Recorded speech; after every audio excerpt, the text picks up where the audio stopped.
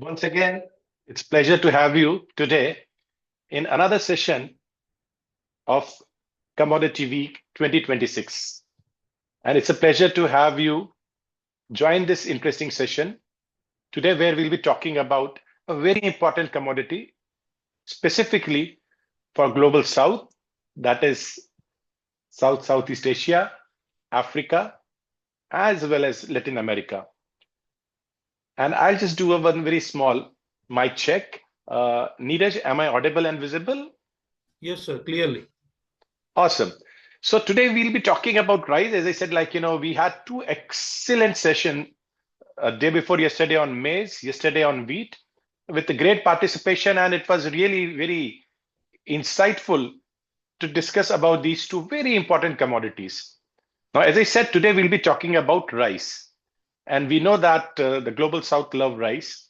And we Indians definitely our one meal is always rice. Southern part of India, they consume rice far more than the northern part of India, which is predominantly wheat-eating population. To start the deliberation, I would go with the overview of supply and demand, both globally as well as India. And then we go to our seasoned panelist who will be talking about sustainability, density of nutrients in rice, overall market forces, supply and demand challenges. At the same time, also how to ensure that in current scenario of glut, we are able to protect our farmers. With that, let me share my screen and we start the deliberations. So as I was telling you, we are having an awesome panel from Nitin from Olam, Rajesh from Kribhco. We have Mr. John G. Leon, who will be presenting on a very interesting aspect, which is scientific side of rice. He is Executive Director of PhilRice. We have Mr. V. Subramanian, Samarendu Mohanty, again a seasoned academician and economist. Asim Anand, who represents S&P, he takes care of the global editing of their price as well as overall outlooks. Then we are having Dr. Athavet, he's from GIZ, and he ensures that actually how our small and marginal farmers in Southeast Asia are being helped by some of the large not-for-profit organizations like GIZ. And you are truly Deepak Pareek. I'll be your moderator for next couple of hours and even more. So let's talk about straight away the commodity itself, that is rice. And all we know that actually rice is very, very important and vital commodity, especially when we talk about Asia.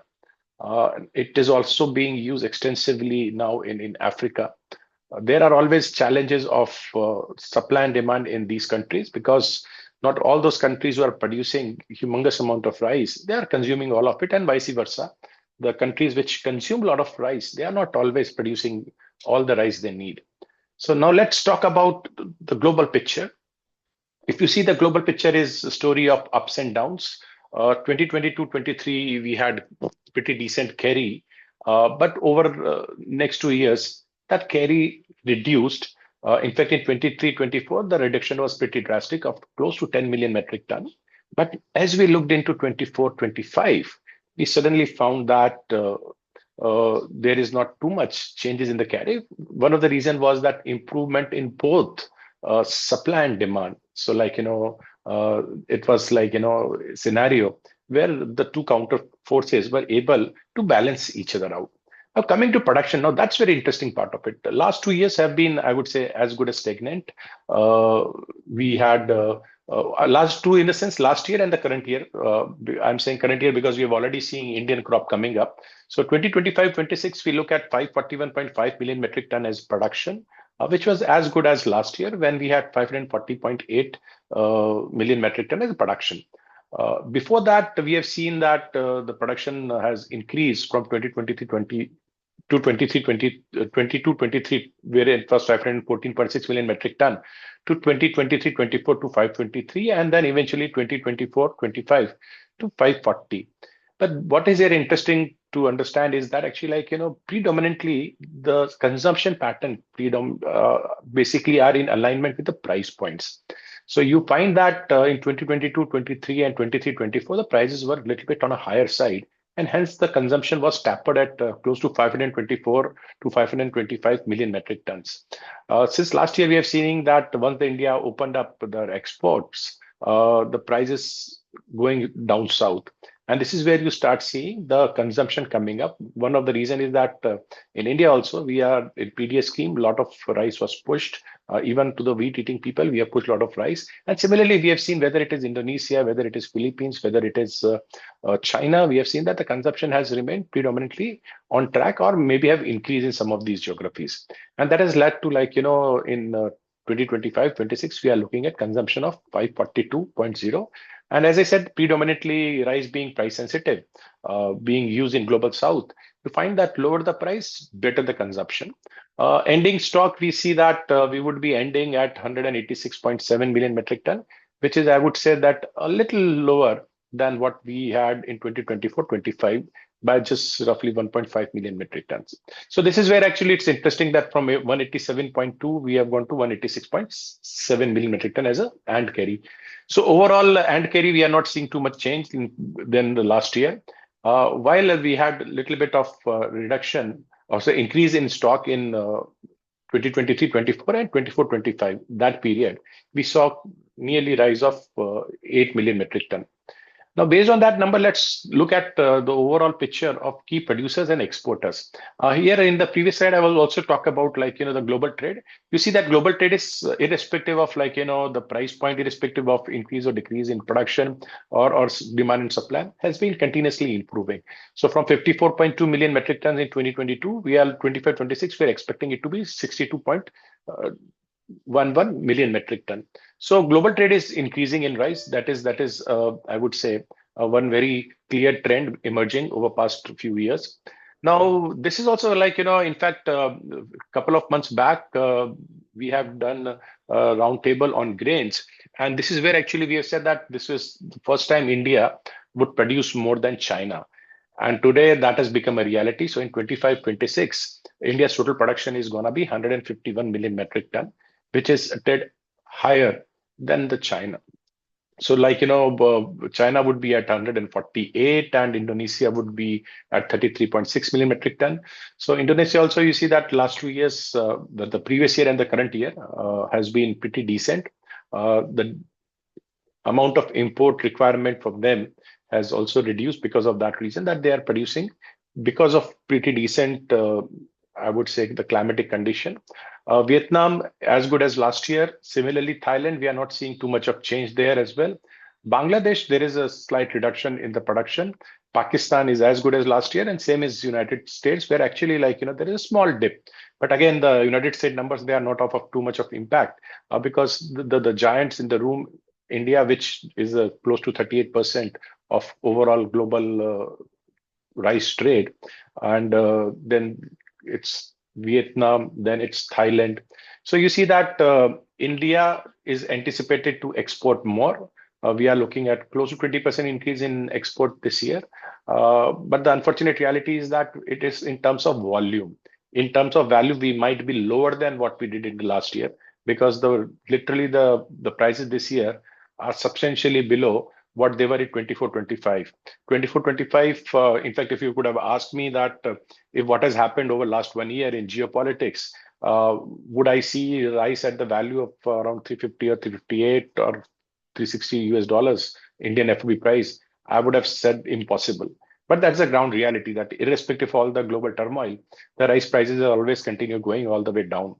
Vietnam, again, as good as last year. So we might see a little bit dip in Vietnam's export to 7.9 million metric ton. Last year, they were at close to 8.2. Thailand, as good as last year. But now we are seeing a little bit of challenge coming up, which is I'm saying that emerging trend that because of the Forex and because of geopolitical reasons, we are seeing that to support the farmers in Thailand, the prices of 5% of parboiled of Thailand has increased substantially more than the prices when we talk about from India.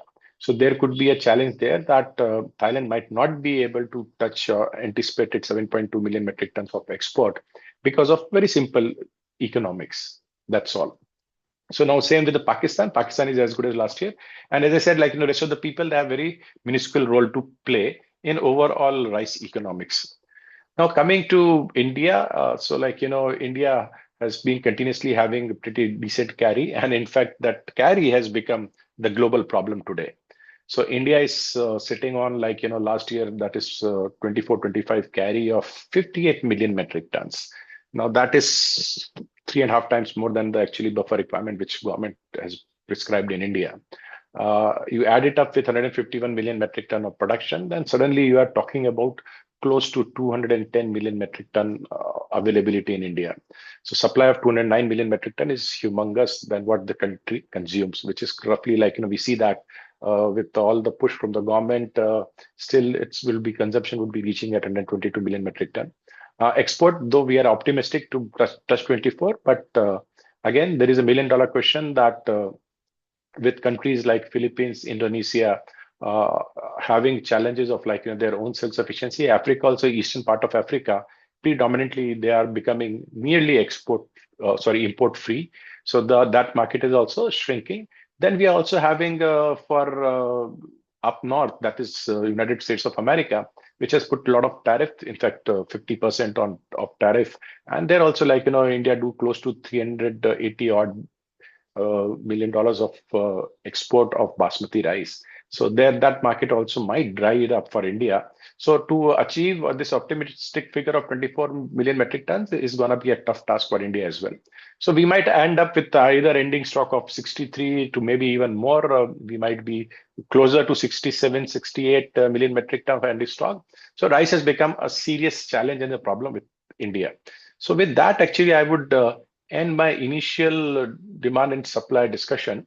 And I would hereby now request our speaker to start showing up. And the first of my speaker is Dr. John C. D. Leon. So Mr. Leon is a distinguished plant scientist and the executive director of PhilRice, with over 30 years of experience in plant breeding and commercial seed development. His exemplary services and leadership earned him recognition, including the 2025 D.A. Kush Award from the Federation of Plant Science Association of Philippines. In 2023, the Digirati Distinction Award from Asian Institute of Digital Transformation, the 2022 Distinguished Alumnus Award for Science and Technology Research Administration from UPLB Alumni Association. In 2023, PhilRice received the Asia's Best Employer and Brand Award from CHRO Asia during their 18th Employer Branding Award in Singapore. And in 2025, PhilRice also received the Top Performer Award under the Attached Corporations Cluster from the Department of Agriculture's Secretary. Thanks a lot, Dr. John, to join us, and it will give us indeed a pleasure to have you as someone who is a distinguished scientist and talk about something which is very important, that how do we make rice sustainable and also nutritionally dense.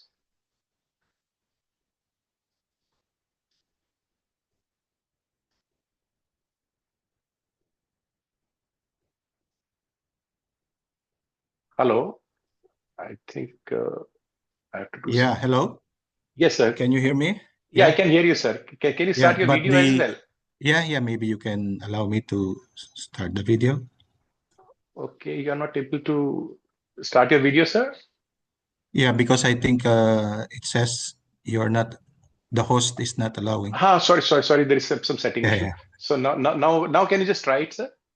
Yeah, okay. Let's try.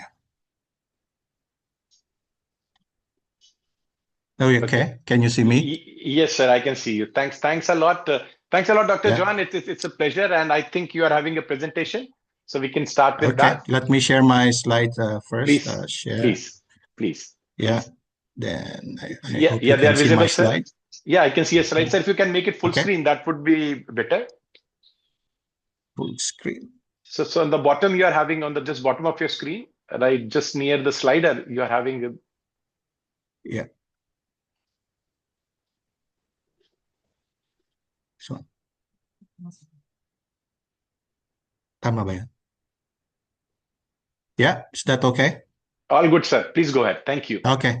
Yeah, thank you so much, Deepak, for the kind introduction, and thank you all for the opportunity to share what we do at PhilRice and how we work with our partners to push and scale technologies. Allow me to show this slide to begin with. It's from one of our recent publications in November last year. Actually, the reason why I would like to share this slide with you is you see in science and creation of innovation, I'm sure many of you are aware, the product can succeed, but it can also have many difficulties to succeed some more because of the sometimes competing interest of the players in the innovation system that we call, and also because of the inefficiencies in the system itself and its complexity. In the next slides, you can imagine PhilRice and its partners. In this slide, you can see government, because we are government. PhilRice is a corporation attached to the Department of Agriculture, and you see their breeders because the work was really focusing, this publication focused on a variety that we traced whatever happened to it, but you can always think of it as other specialists in a team that continue to work to bring the product of innovation of R&D to our farmers or intended users. So in my talk, I'll be discussing three things on increasing yield and then the resilience to climate change, and of course on nutrient density. For yield, in the last 30 years or so, PhilRice has been very much involved in the breeding of inbred varieties and then also of hybrid. But there are many players in this also, like especially in the hybrid. You can see in this slide, in the market, actually more than 95% of the what is sold in the market is coming from hybrids developed by companies. But there are still public hybrids. PhilRice maybe has a 1% share of what can be available in the public for hybrids. And of course, hybrids are very important as countermeasure when we see these yield plateaus.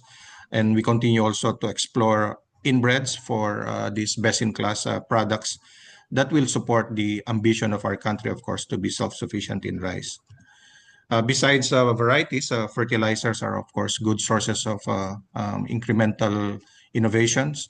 And in the last 5 or 6 years, we have been involved in programs or projects that look at the relatively newer products like biofertilizers and biostimulants in combination with the synthetic fertilizer and how they can maintain yields if, for example, the reduction of the amount of fertilizer of the synthetic fertilizer is done. And interestingly, we found results of protocols on different products that can still deliver the 5 to 6 tons yield. If we can achieve 5 to 6 tons in consistently all over our country, well, maybe it is too much to say, but that will mean we can be self-sufficient, of course, in rice.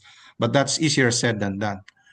Of course, we would like to protect production, and in Philippines and in general in Southeast Asia, there are, for example, these two pests, we call them the rice black bug and the white stem borer. This remains to be very difficult to manage. There are no known resistance genes that we can work on in breeding, but there are approaches that we have explored, and our team in Southern Philippines, we have a station there. They published a paper and it came out in December. They used machine learning to work on our long-term data, about 7 years of field collection of monitoring of pests, for example, through light traps, and then combine this with other databases for weather or climate from the NASA database. And then we came up with this, they came up with these results that when you see it, it's like they are able to distinguish what they call this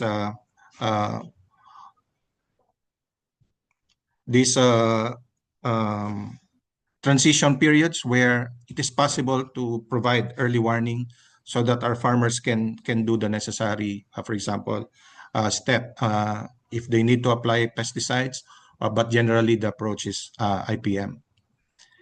Big data analytics, we have been pushing this very hard at PhilRice, and in recent years, through our Ricelytics website, the people in our country can just check on what's really the in real time happening in the Philippine industry, rice industry. And I show here a picture. This was sometime in the middle of last year where one of our senators, in fact, he's the Senate Committee on Finance chair, visited PhilRice to be briefed on about rice and what we're doing. So we were very happy that at that time this data analytics was up and running, and we can really show it to him. We continue to increase our footprints in digitalization and digital transformation. This example is from our seed system where we improved the conventional seed distribution, where normally you go to a place full of farmers waiting for their turn to get their seeds. In 2019 to 2025, about a 6 years period, PhilRice was able to distribute more than 20 million bags of certified inbred seeds. And a portion of that, we tried this implementation through digital intervention, like just the farmer just waits for his in his phone to receive the information that he can now get his seed and just go to a particular place, process that for less than 5 minutes, and he gets his seed. So without the long queues. And with this implementation, we got a very good feedback from our farmers because of the experience. We have other implementations on smart rice farming to support extension work also. But the most recent, in November, we unveiled or we launched, I think in the public sector, at least in agriculture, the AI ecosystem for rice, for example. In our language, we call the paddy rice as palay. So we have this AI, this chatbot that we launched last November. So if you visit any of our PhilRice Facebook page and query about rice, this chatbot will converse to you or will reply to you directly. On increasing resilience, I really like to share this slide. I used this in sometime in 2024. I was invited for a talk. The upper portion of the slide is actually that blue thing. And this is actually all the typhoons that passed through or lingered in my country over the last 50 years, so that you don't see anymore my country. That kind of challenge we face until now, and with more vigorous typhoons coming. But we continue to find solutions, so how we can increase our resilience in the face of these challenges. Together, for example, I increased the size of two things here. This work from the University of the Philippines trying to figure out and help how we can prepare some more or better for these kinds of disturbances. Of course, in the area of greenhouse gas reduction, we at PhilRice continue to sharpen our methodologies and measurement using better tools and machines for measuring. We also continue to explore remote sensing technology through satellite using, for example, the alternate wetting and drying, and monitoring and verifying, for example, results of measurements for carbon crediting in collaboration with other groups. In our country, there are some localities that are more affected by, for example, climate risk, like, for example, prolonged drought or prolonged rains. And we work directly with these LGUs to develop what we call climate smart maps and encourage them to their councils to use this as part of their disaster risk management plans. There's a new agency in the country, the Philippine Space Agency. We also collaborate with them together with the National Irrigation Administration to continuously use the results of our science to improve crop and irrigation systems mapping and planning for resiliency. The soil is very important. And then, of course, we see it becomes a liability if the health of that soil is not there anymore. And on the left side, we using simple test kits, we are able to identify areas where maybe the seed or even the fertilizer application will not work.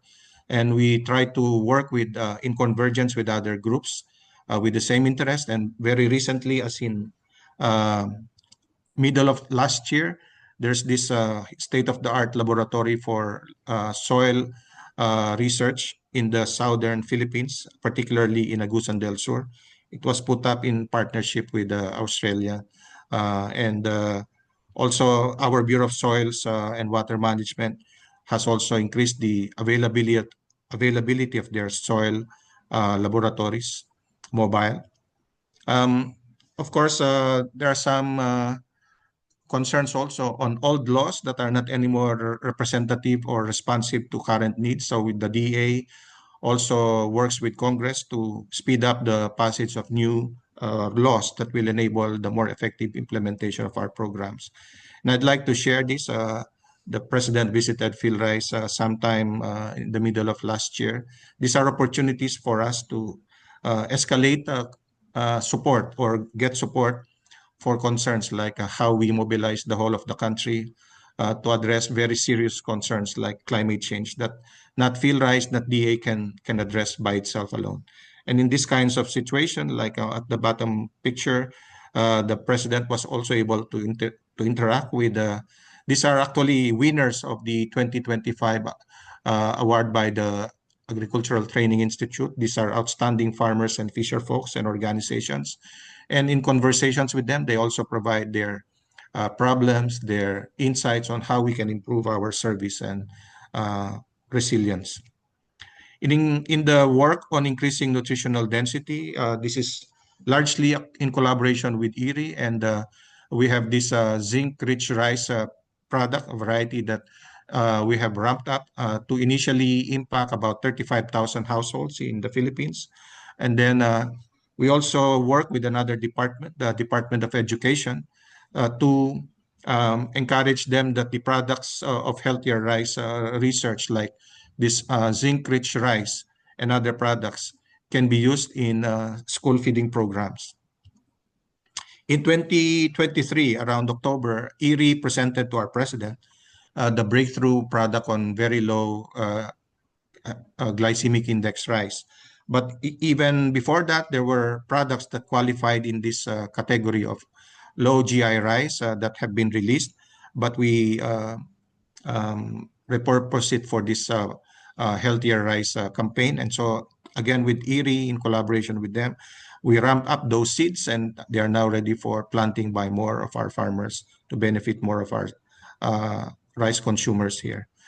To close, I just want to share with you that in November last year, one of the varieties that PhilRice bred was part of the recognized awardees of the 2025 World's Best Rice. So with joy, I would like to share also that PhilRice is also home to one of the world's best rice for 2025. And we continue to work to have more of that. Thank you very much for your attention. Thank you. Thanks a lot, Doctor. It's a real pleasure. All what you shared, I've been always impressed with PhilRice work. I had opportunity of being there in 2017, then eventually in 2019 as well. We were doing a project called Better Rice Initiative Asia along with GIZ. So I had opportunity. And sir, one very important pertinent question, you talked about self-sufficiency. And we have also seen the government of Philippines restricting the imports of rice and then only opening it for a window of January, which I believe is a strict measure where actually you are able to take care of your overall needs, at the same time also incentivize your farmer. Based on the type of work you're doing, how soon do you think eventually Philippines would be 100% self-sufficient? Yeah. That's a very, very nice question. Well, if you ask us, of course, we intend to make it, if we can do it as soon as possible. We're trying to work on both ends of the increasing production and also managing the demand. But as you see, with these environmental challenges, and then we are an island country, maybe the more realistic thing is that at least maybe in the next 5 years, we can increase. Today, we are, I think, in the 78% self-sufficiency level. We're trying to set a level that we can reach the 90%. We were there before in that level, but there are so many things that happen. So yeah, maybe we'll see. Our term in government will be until 2028. Hopefully, we can achieve higher than the current 78. Maybe we can reach 85 to 90, and we'll see from there. Yeah. Great. And so there was one more initiative which was very much talked about, again, a brainchild of PhilRice called Golden Rice, which was fortified rice. Any views on that, how that project is shaping up, sir? Yeah, I think well, it's still in the Supreme Court, so I think I cannot speak much about that. We are hopeful when they decide it will favor us. That's all maybe I can say, because it's a pity. We've worked on that for more than 20 years, and the benefits are clear. But yeah, uh, I'm sorry, because the court issue is still there, so maybe best not to discuss so much. No, no, I can totally understand. Like, in fact, I've been tracking it and I've been part of those deliberation and discussion with your ex-secretary agriculture as well.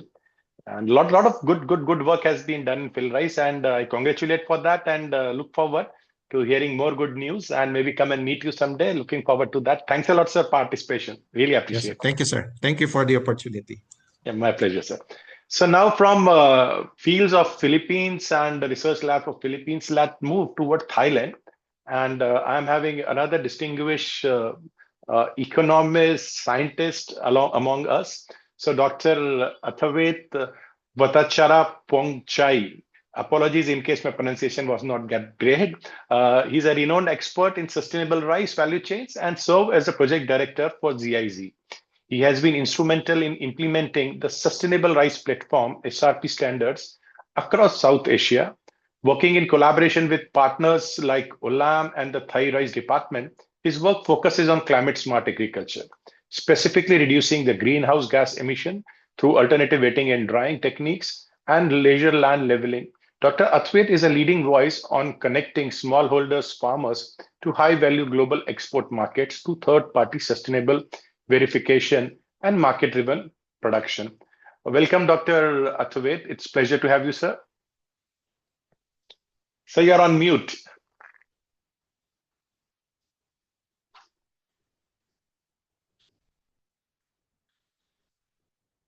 Okay, thank you. I just got the consent to unmute. So Yeah. So So good afternoon, good to have you, everyone. sir. Again, big fan of the work you have been doing. In fact, Matthias Bikel, a good friend of mine, he was pretty active. Now I think he has moved back to Germany.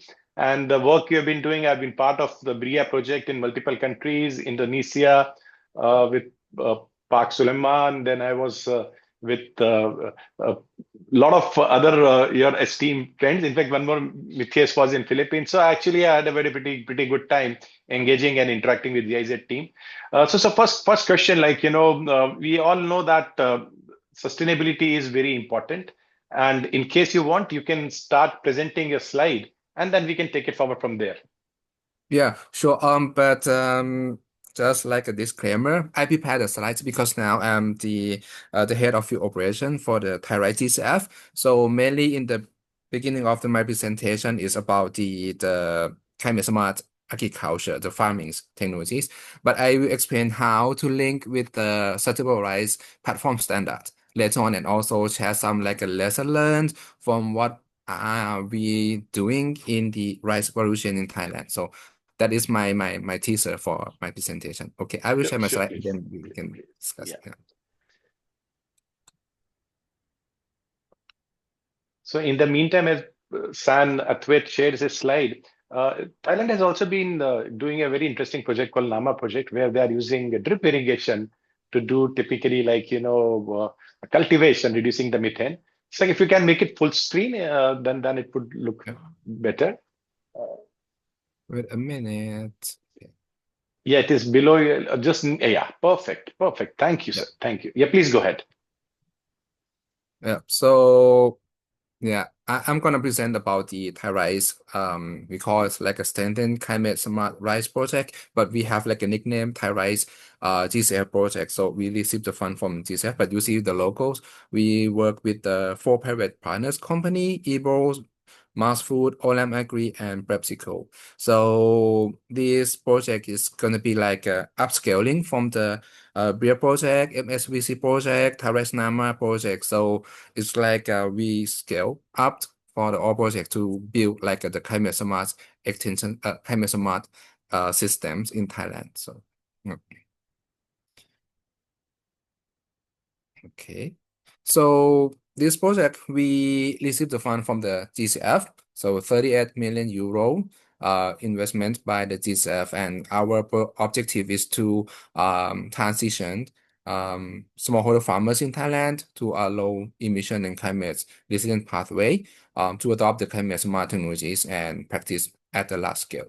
So in the total in-kind contribution and also all the contribution is around 118 million euro. So it's come from GCF, come from the German government, and also come from private sectors. And also we have the Thai partners, like Agriculture, Ministry of Agriculture Cooperative, the BAC Bank of Agriculture Cooperative, and so on. So the project start from Q1 2024 and it's gonna end in Q4 2028. So we run around 1 and almost 2 years, but actually at the beginning it's gonna be like the prep work. The implementation just started last year.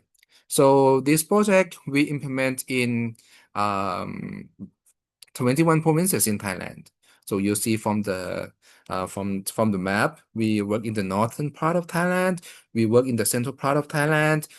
In the past, we work Terrace Nama implementing in the central plain, and in the northeast, in Ubon and Sulin, Sisaket, that's the area we have been implementing since the Better Right Initiative phase 1, and also the market-oriented smallholder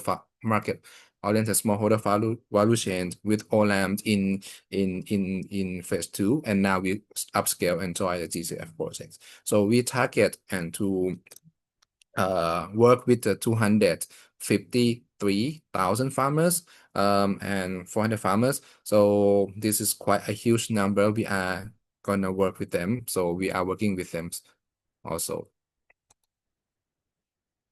And for the climate smart technologies, we select the 10 climate smart technologies. Like you said, AWD is a key one, and laser leveling is also the key one. But we package like a 10 technologies because we see that in terms of the reduced GHG, AWD is the good one. But to have like the perfect yield, we need to combine all the technologies like pest management, integrated pest management, soil nutrient management, select like a rice bed cropping systems. It means that not only rice, but also other crop like a diversified cropping. And also we introduce the direct seeded rice instead of the transplanting to reduce GHG also, and also how to select the rice variety that tolerant to the climate change to improve to have like a better yield, and also talk about farm level management, storm management. This kind of the 10 technologies we package and train to the farmers. And this is what we are building. We call it climate smart extension system. So because we would like to transform the Thai sector, so we work with the extension officers.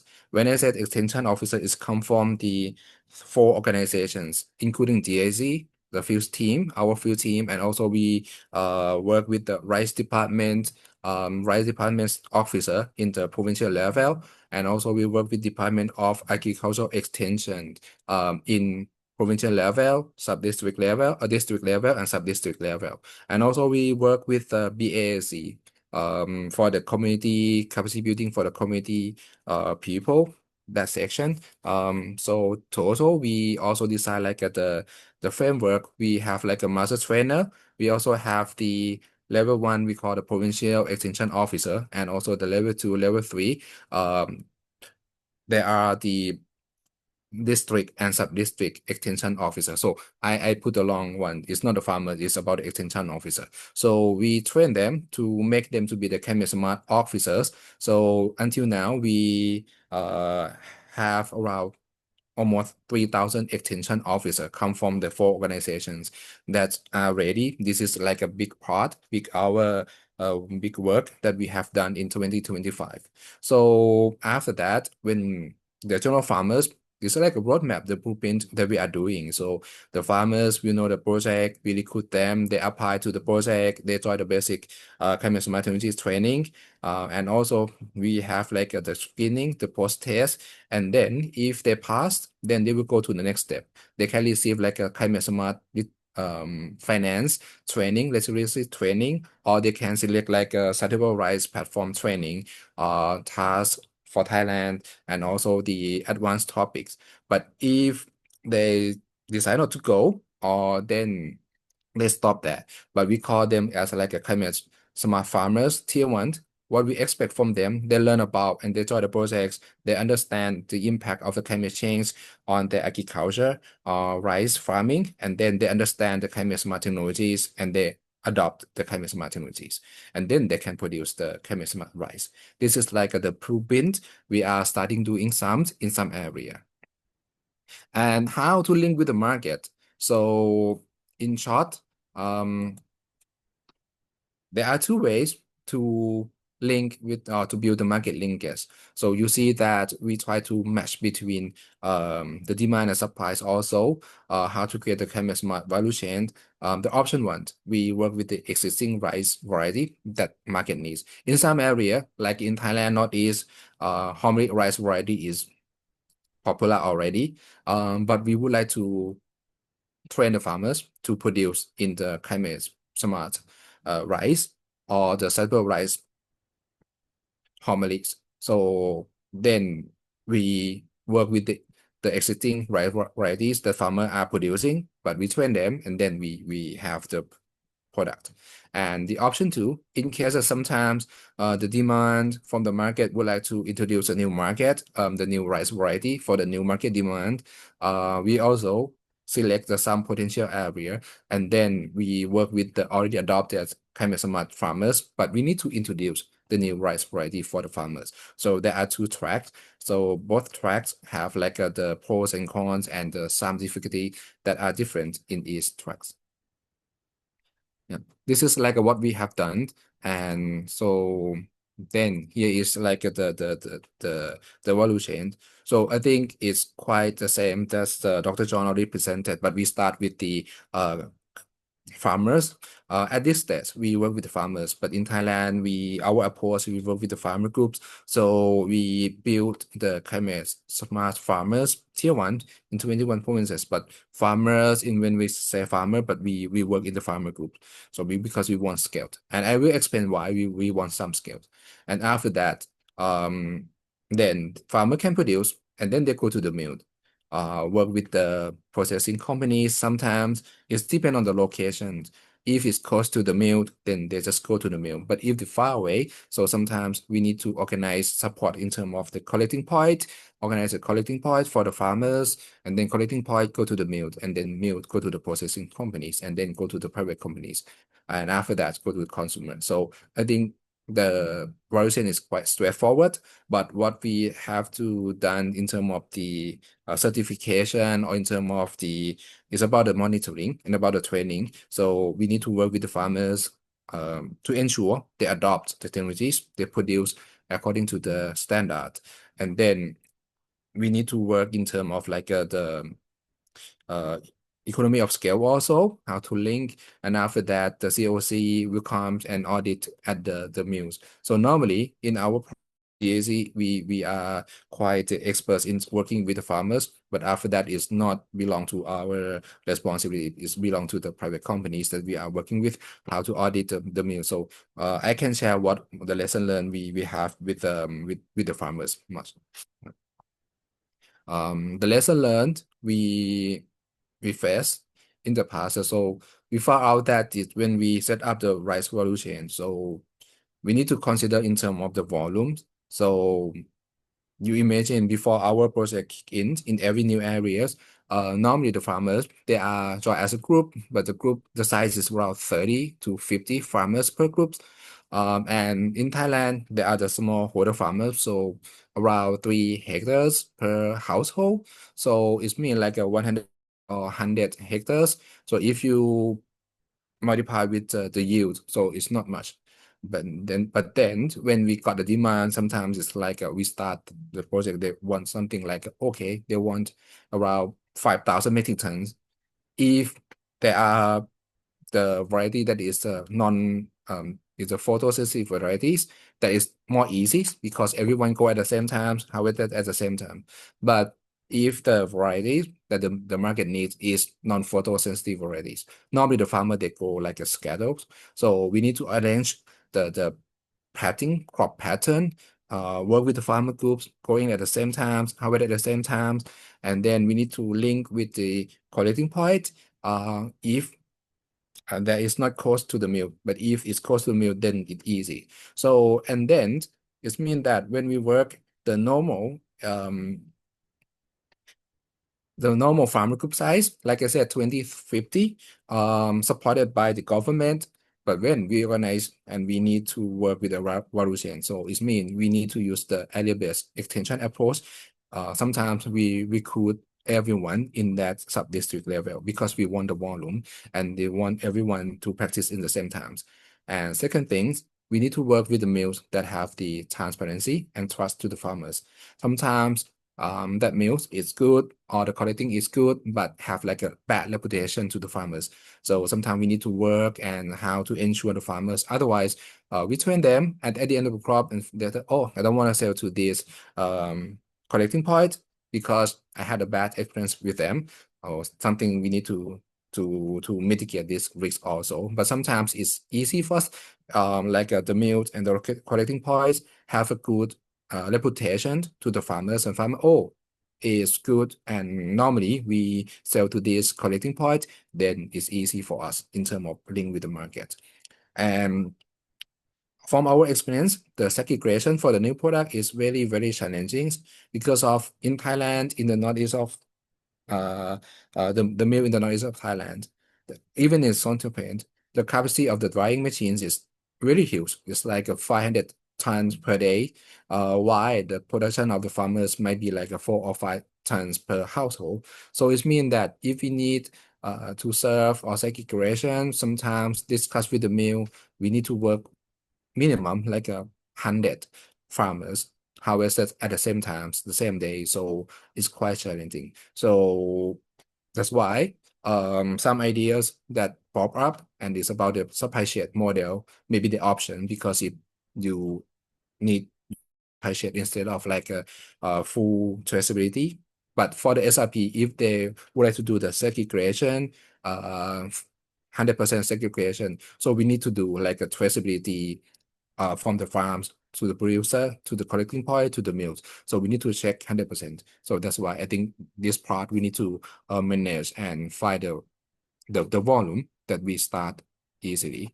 And also the other lesson learned is about the size selling risk. That come from 2 or 3 factors. The first one sometimes it come from the other actors in the value chain, like a transporter, because sometimes from the farm to the mill, some transporter like the truck driver, they got the commission from the other mills. So they might give like the misinformation to our farmers, and then our farmer might listen and then thought that okay, the other mill that not our project partner give the higher price than they go. So, and some case, even we explain very well, but we work with the farmers sometimes about the perception, the preference. Sometimes farmer they want something like a non-grading buying, something easy. But this is like the characteristic that are different in each location of the farmer groups. Some might prefer grading, transparency is really good for them. They see that, oh, they get the higher price if they are do the better qualities. But in some cases, they said, oh, they want something easy and want something quick, not too complicated for me. And another side selling risk is about the price competition. So sometimes we are doing good, we are doing the SRP rise, but someone might want see that okay, they cannot because we do the certification also, but they don't have the certified, but they say that oh, the quality is really good, they just want to buy it, and then they give a higher price, and then some farmers might price sensitive to the higher price to that, so they might go. So this is something that we learned from the side selling risk. And the other challenge when we introduce the new variety to the farmers, sometimes we introduce a new varieties because we know the farmers have the potential, but sometimes at the beginning of the when we introduce a new rice variety to the farmers doubt about the yield because they haven't been grown this rice variety before, so they're afraid that the yield might be low. They don't have any knowledge to take care the crop, so they're concerned about the yield, and also sometimes they lack of confidence. Even we tell them that we're gonna buy back, but sometimes about the confidence, they said if they grow new varieties, existing mills don't buy it back. So it means that for them, the thought that if we just stop the project immediately, then the farmer will have no place to sell. So this is like the big loss and the concern for them, the risk in their perception. Even though we said, okay, we're gonna buy back for sure, but this is like the challenge we are always facing when we introduce the new varieties, the new practice to the farmers. And the other factors, the climate risk is also happened, and I think it's more severe and severe. This picture I took is from by myself in 2019, almost 6 years ago. But you see that we work with some amount of farmers because we calculate that it's gonna meet with the customer demand of our partners. But you see from the picture, in the 3rd week of July, there is no rain at all. So since the broadcasting, there is no rain at all. So then the rice plant turned to yellow. But in the 1st week of August, just 1 month later, it's under flooded. So the yield dropped by 30 or 40% than planned at the beginning of the crop. When we plant at the beginning of the crop, this means that this might be the risk that we cannot have the rice, enough rice to the market demand. Yeah. So that's it from my side. So thank you very much. Thank you, Dr. Atwait. It was a pleasure to have this engaging presentation. Can you stop your sharing of your screen so that we can have just a couple of questions?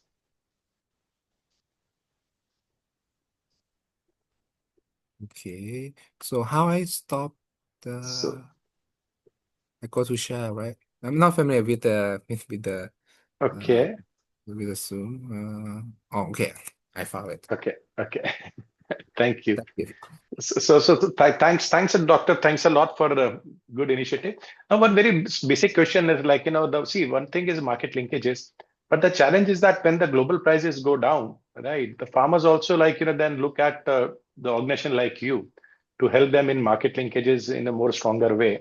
Are you able to solve that problem? Because that has been the problem, whether it is a Bria or Namarice. Every time, when the prices go down, farmers become a little bit of apprehensive. So how do you solve such issue? I can share my insight on this. I think when the price go down, the project like us, I think we still easier for us when the price go up the other way around, because when the price go down, our technologies, SRP practice, or even the kind of smart technology 10 CST, the farmer will reduce the cost for sure. So it means if they get the lower price a little bit, but if we can make them reduce the cost more, so then in the end they will see the progress, the impact. But once the price go up a little bit, then they get like a double bonus. So they reduce the cost and then they get the price and the higher yield. So this is the way we work. But if the price go up significantly, like a skyrocket, then I think it changed to the other scenarios. For example, in last year, in white rice in Thailand, I think the price dropped, but homemade rice in Thailand is increased significantly. So that's why, in terms of the risk and everything, some farmer might sell to the other because they get the higher price from compared to the project, something like that. So and they don't see much in terms of the cost reduction, the impact from the technologies, because they receive the price, the good price from the market. But when they receive the bad price, but our technologies, they can reduce the price, or they reduce the cost, and they still see that they can earn some money. So I don't see that should be the issue in that regard. Deepak, you are mute. Yeah, so thanks a lot for your time. Really appreciate Dr. Advait. Like, it was a pleasure engaging with you and understanding the great work ZIZ is doing.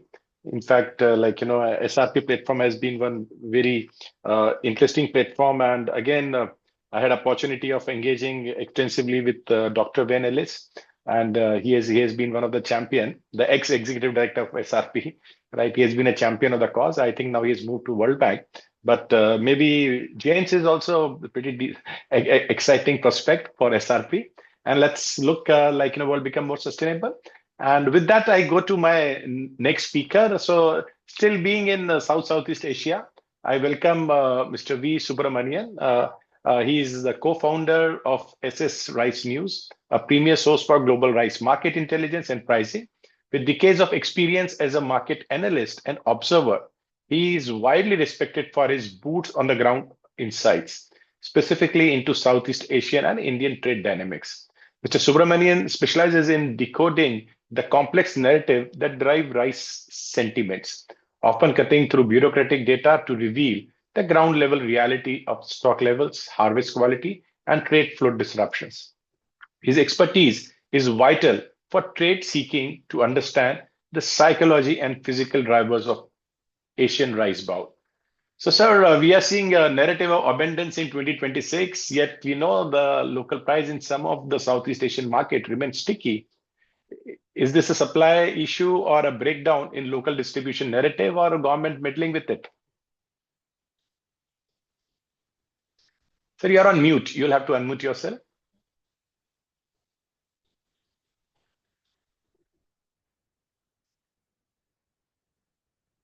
Perfect. Now you're unmute, sir. Can you hear me? Okay. Yes, sir. Loud and clear. Okay. Thank you very much for having me on this panel. I'm very interested to hear. I mean, basically, if you're looking at it in terms of markets, the big developments out there, basically, we do talk about abundance, but really the big shift took place when India banned and then withdrew the ban in the rice markets. So this created undercurrents that we are facing over most of the last year, and we continue to face today. So basically, we do tend to look at it, in terms of India's return. I mean, the first impact is obviously lower prices, but as you very well presented earlier on, the price shifts have mostly affected white rice and to a lesser degree parboiled rice, but the fragrant rice markets have remained resilient, as have basmati rice, although basmati rice and fragrant rice have their own vertical dynamics to make them separate markets in terms of their own supply and demand. So this is something that we've been looking at in terms of the broader white rice and parboiled rice segment. They've had a particularly bearish year in 2025. Okay, so basically, I wanted to share that and maybe add a little bit that towards the end of last year, we saw a lot of speculation over India, OMS's injection of supplies into the market due to strong harvest expected, strong stock positions, and this expected liquidization of stocks did not quite happen the way the markets wanted. So since December, we've seen prices climb, especially in markets like Thailand, Myanmar, Pakistan, with maybe Vietnam not so involved in that, mainly because Vietnam also has shifted away from white rice markets to be more focused on fragrant and glutinous rice and japonica rice markets, where they have been more of a star market in the sense that they were more resilient compared to other markets relative to India's return in the market. So when we look at it from this point of view, we kind of look at Vietnam as a star market. They were initially expected to be affected by developments in the Philippines, especially the midterms last year, as a ban in Q4. But they managed to ride through most of it and have a relatively successful 2025 campaign. Now, obviously, we're looking forward to 2026, and there's very little I can say about that because next week is an important week for the Philippines in the sense that there is a very important meeting that'll decide what February and March imports are going to look like. And this is going to coincide with the Vietnam winter spring crop. And this is going to be a very important development. You might say that as we look ahead, at least right now, in terms of abundance, the abundance is clear. What's happening is that we're looking at how the flows are affected. India's expected tsunami, if you want to call it, did not really happen. Instead, the government chose to support the farmers. So by doing this, what India is doing is playing this balancing act between procurement and releases into the market while supporting the farmers with the minimum support price. So this has prevented more of a price decline. And in that way, what we're looking for now in 2026, between now and maybe March, is how the markets are going to interact between what India has and has not done and the upcoming crops, even up to the Rabi crop of India. So this is kind of where we are sitting right now, where each market has had a slightly different approach to responding to the Indian situation. But most clearly, it was very much the white rice segment that was affected. No, sure, sir. Actually, but at the same time, we have to understand, because we are having the harvest season, the government of India is taking some precautions that actually prices don't go too much domestically down. But at the same time, we are seeing that there is availability with private trade as well. And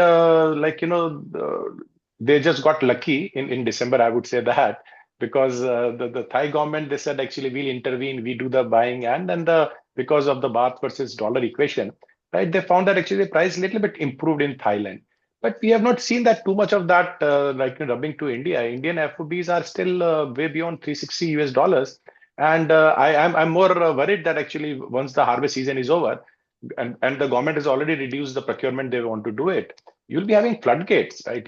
Maybe we are trying to just brush for next 3 to 4 months the challenge, right? And then the tsunami is just like, you're trying to build a mud dam to stop a tsunami. I agree with you. I think that price increase in Thailand, Myanmar, even Pakistan to a lesser degree, are responses to short cover pressures and short-term interactions, whereas the supply from India is still, if you look at India, the prices that you suggest are higher than the ones I'm getting. Today, my quotes I get, which is going to go into my next report, is 355 for parboiled rice 5%, 340 for white rice 5% from India, and 294 for broken rice from India. So when you look at that, India currently holds a competitive edge compared to anybody else. And if you look at markets like Middle East and West Africa, or Africa in general, the buyers are flocking back into India right now for purchases, although buyers are a little bit cautious after what happened last January, where we saw a $150 price drop with India coming back into the market and with the Vietnam winter spring crop. So everyone's got one eye on the Vietnam situation that's going to happen in the next few weeks. In fact, next week's meeting becomes a very important pivot point for the industry. So I agree with you. India's gotten that competitive edge thanks to higher prices elsewhere, but is it going to last? And I can tell you that Thai prices went up to about $425 a ton 2 weeks ago, and it's back at around $390 today. So you can see that the Thais are already facing it, that there's no more short cover business driving prices higher. Rather, they're getting worried that export volumes are weak because the higher prices did not attract buying. Right. And sir, actually, you as rightly pointed out, India is having a competitive edge. So from an Indian perspective, if I'm sitting on the other side of the border, right, I see it as actually like, Dutch curse, where the plenty is ensuring that actually the value is not there. It's just volume game now. And yes, we are pulling down price of every other origin as well. So how long do you think this is going to continue? Because 210 million metric tons, it's not easy to liquidate. That is, I'm saying that close to 3 times of the global trade itself. So this is going to be a chronic problem going forward, at least for a couple of years. it's something that we do tend to agree with your view that it might take a few years if you're going to dispose of it. But I think the question here is about how the Indian government rebalances itself. At the end of the day, during the first release during COVID, when India suddenly became from 12 million ton exporter to a 20 plus million ton exporter, it came at a time when India released a lot of free rice into the market. It subsequently ended up into exports as well and making it super competitive at a time when most of Southeast Asia was facing a drought. The situation today is completely different. Everybody has actually last year, the whole of Asia and South America produced more rice than it could, simply driven by high prices, motivated farmers, and investment into the ground. And this situation is now giving way to the lower price scenario that we saw over most of 2025. And we're waiting for a response from the farmer in Southeast Asia, especially Thailand, less so in Vietnam. In Vietnam, the game has shifted away from white rice, and they're looking at Japonica, fragrant rice, and other markets that have given them better business opportunities. So in Thailand, they're also in the process of adapting to this market. And basically this is where we're seeing some farmers might see their yields drop because they're paying less attention, they're not putting so much of inputs into the ground, or just they're not as motivated as they were 9-10 months ago. I mean, basically the story that we live from our sources, they tell us the Thai farmers planted enough rice like they were going to export 10 million tons, but the reality was closer to 8. So they've got a 2 million ton excess, which is causing a lot of the heartaches in terms of price. And that's really what they're carrying forward. And even today's market, when you say Thai prices went up in December, I'm expecting prices to soften from now until March, simply because there's another wave of arrivals coming into the market, starting with the Vietnam winter spring crop, Thai second crop, Myanmar dry season crop, and then you have the Indian Rabi crop, which doesn't have as much FCI procurement backing it up. So these are the factors that we're looking at sort of between February up to about March, April, where this will be a big influence in the market. But for the time being, how we're looking at the market is that pre-Ramadan demand, it's set to continue for the time being.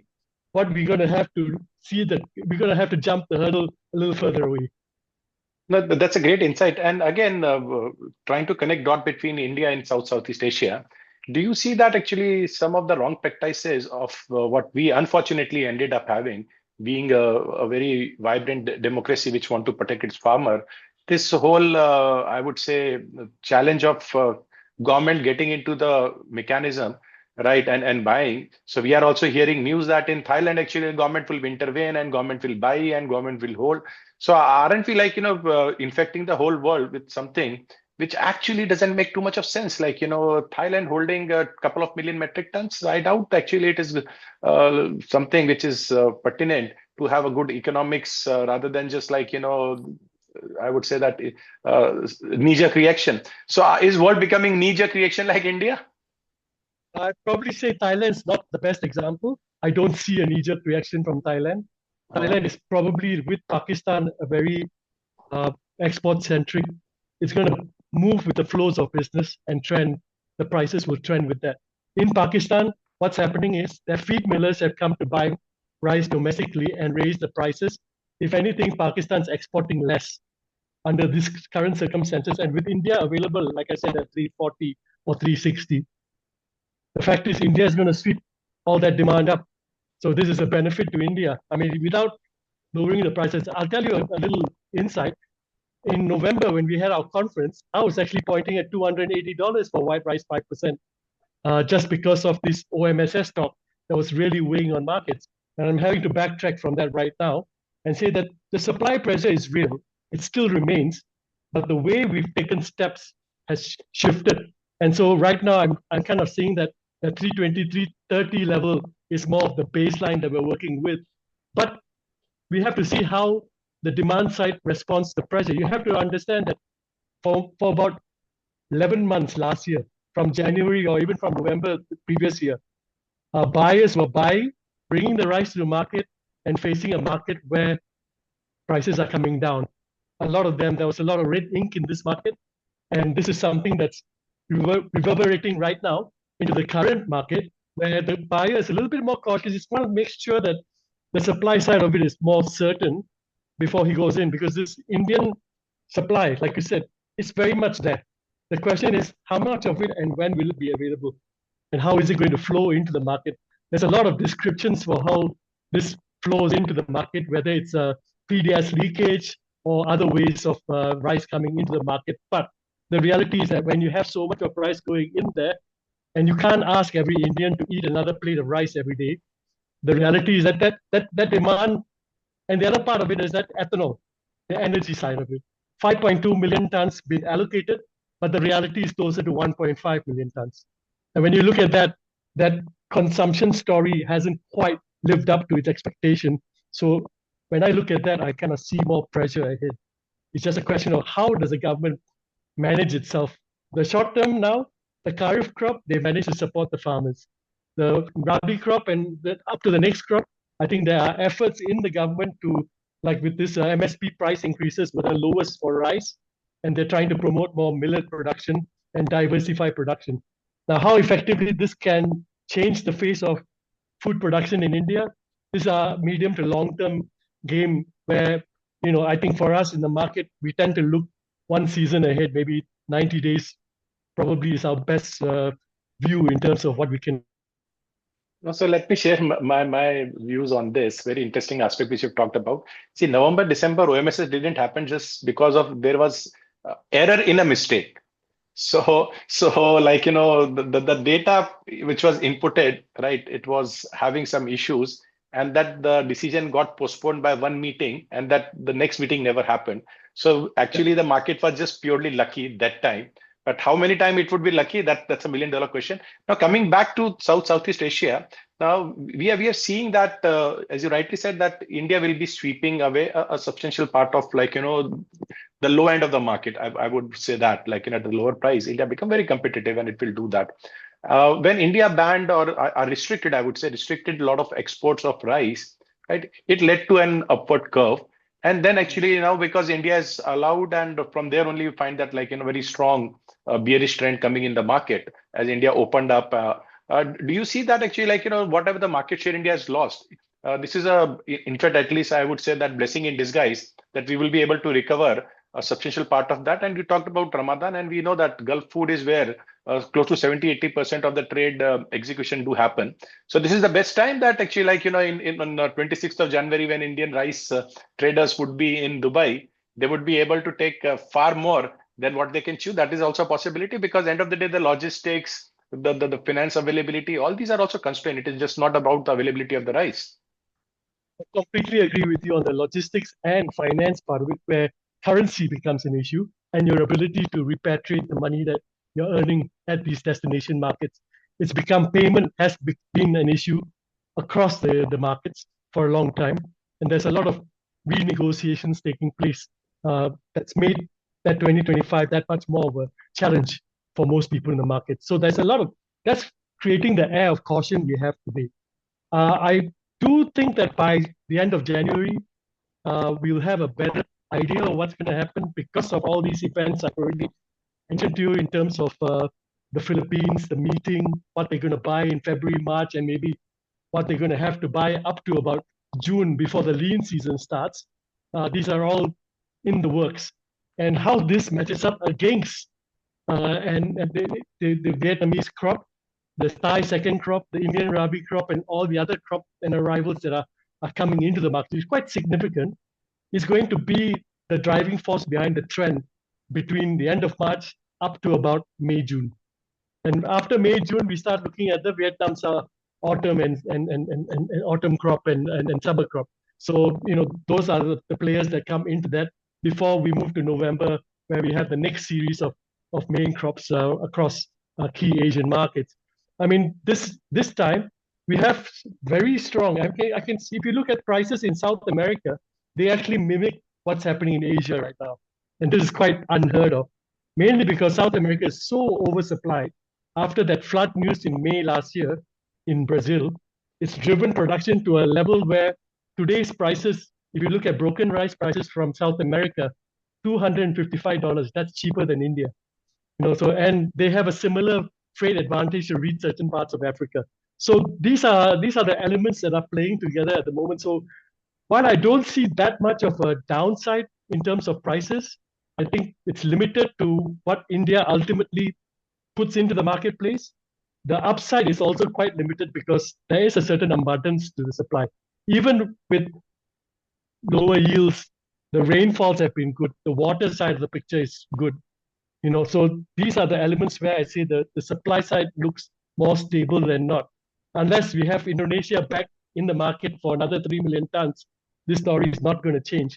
For the time being, the press statements coming out of Indonesia, and with Bullock sitting on 3 million tons of stock, there's really no immediate need to import.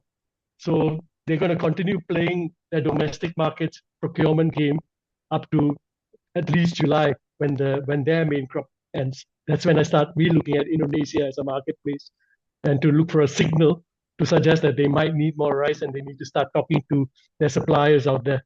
So I think the supply side is abundant, not as overweight, thanks to India's decision not to put this rice into the market as many people expected. But looking ahead, there's still a lot of risky elements to say that the supply is still there, and it can't just be sitting there idle unless India decides to develop an immeasurable amount of storage facilities, which I'm not even sure is going to happen so quickly. So there's going to be a bit of a balancing act, and for me, at least, I'm kind of looking at February, March as a time when we'll have a much better feeling, latest by April, in terms of what kind of supply picture we're really looking at here and where demand sits within all this. Because after the pre-Ramadan demand, the next really big demand side is really closer to Christmas, which will be maybe August, September, October, when the buyers start sniffing the market again. So there's going to be a lot of doing and throwing in the marketplace. No, I think I would say that what you're saying, it's making a lot of sense in this, Indian government policy. If you ask me, whenever you see them in hindsight, they look the best. But when you do rethink them or think about them in the real time, they look like, that the government policy is not right. Because in November, December, in fact, you'll be surprised. It was a trade which was very keen to get the discounted OMSs, right? And currently, if you see that, for whatever reason, it got delayed.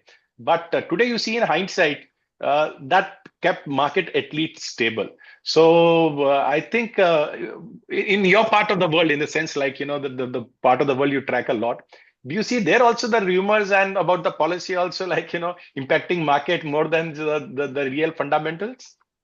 Oh, definitely. There's a heightened sensitivity in the market, especially since last year. So everyone's kind of eagle eye waiting for information to come in, and there's always a tendency to overreact and then react back. So there's always a big move and then a correction back. And I think we're kind of waiting for the next move because that whole OMSS saga, if you want to call it, has come and it's kind of left.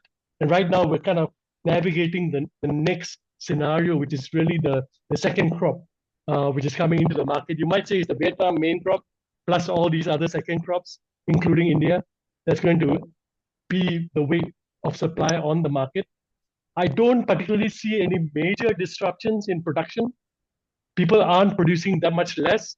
If there's going to be a drop in yield, I don't think it's going to be significant unless there's a weather event. And like I said, in most of our talks, we always talk about weather and policy. So we're looking more at policy these days, Indian policy with what they're going to do with the stocks, Philippines policy in terms of how they're going to manage their imports or their domestic market.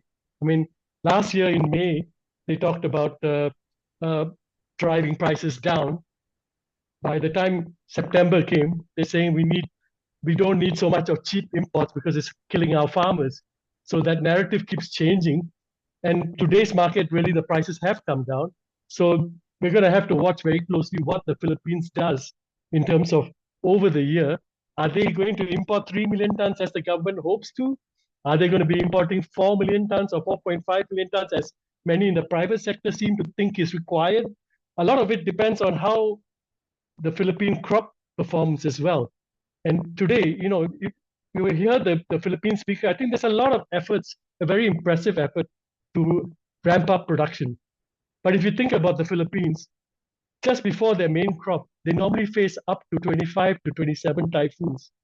And that's where the lack of clarity in terms of production. The typhoons, if someone tells me in the Philippines, it either kills people or it kills crop.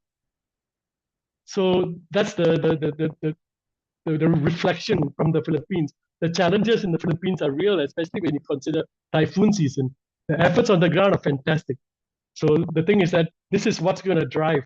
And is Philippines going to move from 90 million to 20 million tons or 21 million tons of production? Each one will have its own ramifications back to import policy. And currently, the current government seems to want to have a stronger hand on imports, whereas the Rice Tarification Act over the last 5-6 years has left most of the import and the payment and the ball with the private sector.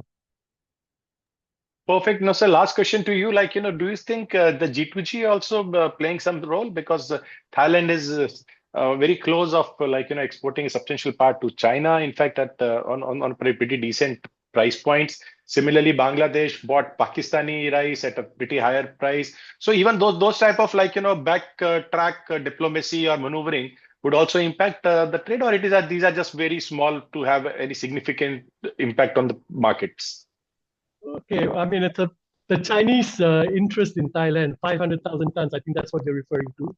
Right. It's up in the air, if you ask me. There is an interest. There is a regular purchases. In fact, I'm writing today in my reports that China is a significant buyer. But you know what we're talking about? We're talking about Chinese buying more swarna from India and glutinous rice from Vietnam, as well as fragrant rice.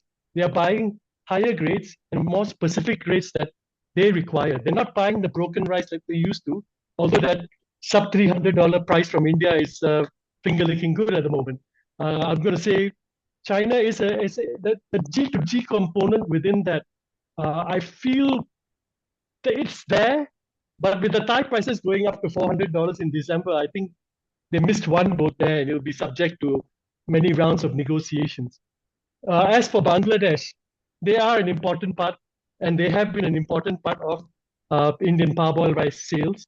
There has been some recent calls for ban on these exports due to these geopolitical tensions between the two countries. Even Pakistan's been roped in with a $395 deal for 50,000 tons.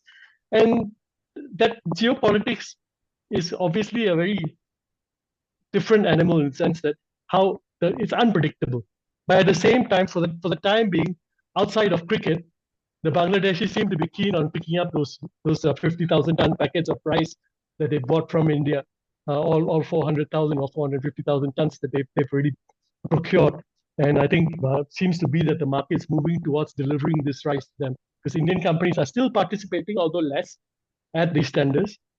The good news is that the prices at these tenders seem to have gone through a U-turn and are showing higher numbers now. So the thing is that the G2G, personally, I find G2G has been a challenging environment where it's opened the door to a lot of gray elements. It's never been the most efficient way for a country or region to buy its rice. But at the same time, we've seen time and time again that many countries have tweaked the system to make it more efficient. Like Indonesia's purchase of those 6-7 million tons of rice in 2024 and 2023. Those were some of the best deals done in a market where prices are going up. They managed to secure some of the best prices that didn't make sense to us, but someone out there offered them that price. So it's a hard one for me to sell and say I accept it. I will tend to assess each deal for what it's worth. So far, Bangladesh G2G has been better. These tenders have gotten them cheaper prices compared to what they bought from Myanmar or Pakistan. So India has got an important role there. Whether the Philippines is going to go back to those NFA type G2Gs from many years ago, I'm not that sure. The Philippine market has also become a lot more sophisticated in terms of the kind of rice that they desire and demand. It's not white rice 25% anymore. People there are talking about DT8, 5451, OM. These kind of rice, especially from Vietnam, have found a presence in the Philippine market at a price premium compared to white rice. So the thing is that the consumer's demand has also become more sophisticated while we've been talking about these G2G arrangements. I think G2G arrangements still fit the people trying to feed the poorest. And that's where it kind of, I kind of want to leave it there. In fact, one more thing I wanted to add, not G2G, but Africa. We always talk of Africa being the buyer of the cheapest rice out there. But if you really add all the import taxes, tariffs, and whatever not, the African consumer is paying a much higher price for the rice that they are eating compared to most of Asia. That's a reality. It's not I'm not fibbing on that one. No matter, even the Filipinos, I think with the 20% duty today, their rice that's going to their consumer is cheaper than what the Africans are paying for what's supposedly the cheapest rice from India going there. So I think the market's got a little more sophistication around it, and I'm not quite convinced about G2G as being a solution unless you have that really strong team to get the most out of the market. No, I totally agree with you. And in fact, you mentioned Africa. Unfortunately, with whatever we say, that we are having a scenario that still 300 million people, they are food insecure to the level of hunger. And those are the people, they are paying the highest price. That is also a ground reality. With that, thanks a lot, Mr. Subramanian. It was a pleasure engaging with you. And my pleasure. Thank you very much for having me. Thanks for joining us. Now, we would like to move to our next speaker and now come back to India, right after going through very important markets in rice trade, which is East Asia and Southeast Asia and South Asia. Let's come back home to India. So we are having an excellent speaker, Mr. Nitin Gupta. He's a deputy country head at Olam Agri India, one of the world's leading agribusiness companies, with a career spanning of over more than 2.5 decades in global trade and value chain management. He oversees Olam's massive footprint in Indian rice and wheat sectors. Nitin is an expert in climate-smart agriculture and has been a vocal advocate for increasing productivity while reducing the emissions. His role involves navigating complex trade barriers and logistics to maintain Olam's top position as a dominant exporter and a domestic player as well. He brings a unique global multinational perspective to Indian trade policy. Welcome, sir. So you're on mute. You'll have to unmute yourself, Nitinji. Yeah. Thank you, sir. Good to see you, sir. At least, I think things are improving. Better prices, giving you some smile. So I was hearing the conversation between you and Subra and heard the other speakers as well. I think and fantastic discussions going on, very informative, very insightful, right from sustainability to problem of plenty in India. So I think a vast gamut of complete rice we are covering. So, and thanks for having me here, and thank you everyone for being a part of this session. And lovely interacting with you, Deepak ji, always. So you always bring in some or the other, and you keep everybody on toes, I would say that, and which is very good for the trade right now because the conditions are very volatile. It's all VUCA word. We all know what's happening at the geopolitical level. So yeah, so it's good to be have an update on the market and have these kind of sessions. So thank you so much once again. No, sir, my pleasure is mine. My great speaker only make the conversation interesting, and with expert like you, right, it's always a pleasure to have this discussion. So, sir, actually, with India lifting export restriction, we have seen that how the market has reacted. Now that's the history; it's behind us. In the hindsight, it looks like we constrained the market, we ensure the prices went up, and then actually we opened the floodgates. Now, how do you see that? Because even Mr. Subramanian was talking about, that's a great opportunity for India with the competitive advantage which we are having, that we can sweep the market. Do you see that actually this is a great opportunity for maybe a company like Olam also to increase the market share, because we know that the prices are going to be soft for some time, and this is the time to, I would say, that consolidate our market positions. Your view, sir? So I think fantastic opportunity ahead for India, and India doesn't miss any such opportunities whenever it comes or brings the bell at India's door. So we clearly saw that when those restrictions or ban got lifted towards the end of 2024, and despite all the turbulent times, India would be crossing 20 million tons plus, and if everything goes fine, I think India would be crossing close to 22 million tons of export this year. So that clearly shows that India has come back to the pre-ban levels in terms of the overall volumes, and most of the markets which India lost for one or the other reason or because of the restrictions. I think we have tried and recovered back or gained back all those customers and markets in the last 1.5 year. And the way Indian crop is lined up, the way government stocks are there, the way prices are there, and as I was hearing, so despite having such a price war at all the origination, because every origination is seeing a good crop, but India is still at a competitive advantageous position, and our prices are very competitive. And as the season will pass by, we'll see that some more corrections are going to happen, and that's what we were discussing in the last half an hour also with Subra, that government choose to support farmers during the season, but as the season will pass by, government will have to find some mechanism to start liquidating this cargo or to bring this cargo into the open market. So I think India will continue to remain very, very attractive in terms of prices. We have surplus rice by which we can feed the world. We are still holding more than 40% of the market share. I think 26, I would not be surprised if India crossed 25 million tons plus of rice export. So I think that's where the whole trade industry and all the big players there, they are gunning that India should definitely cross 25 million tons plus of exports in 2026. No, Nitin, in fact, Nitinji, I'm keeping my fingers crossed because when we came out this number, 24 million metric tons of export in our projections, right? And we were taken to cleaners, right? Okay, that what the hell you are talking about, and this is not going to happen, and all that type of things. One is the giving the optimistic numbers, because we don't trade, so we have no reason to give any optimistic number to anyone. But we came with that number with the mindset because we could see that there would be a serious fall in the prices. We anticipated, in fact, that OMSS would happen and it would further push the prices a little bit down.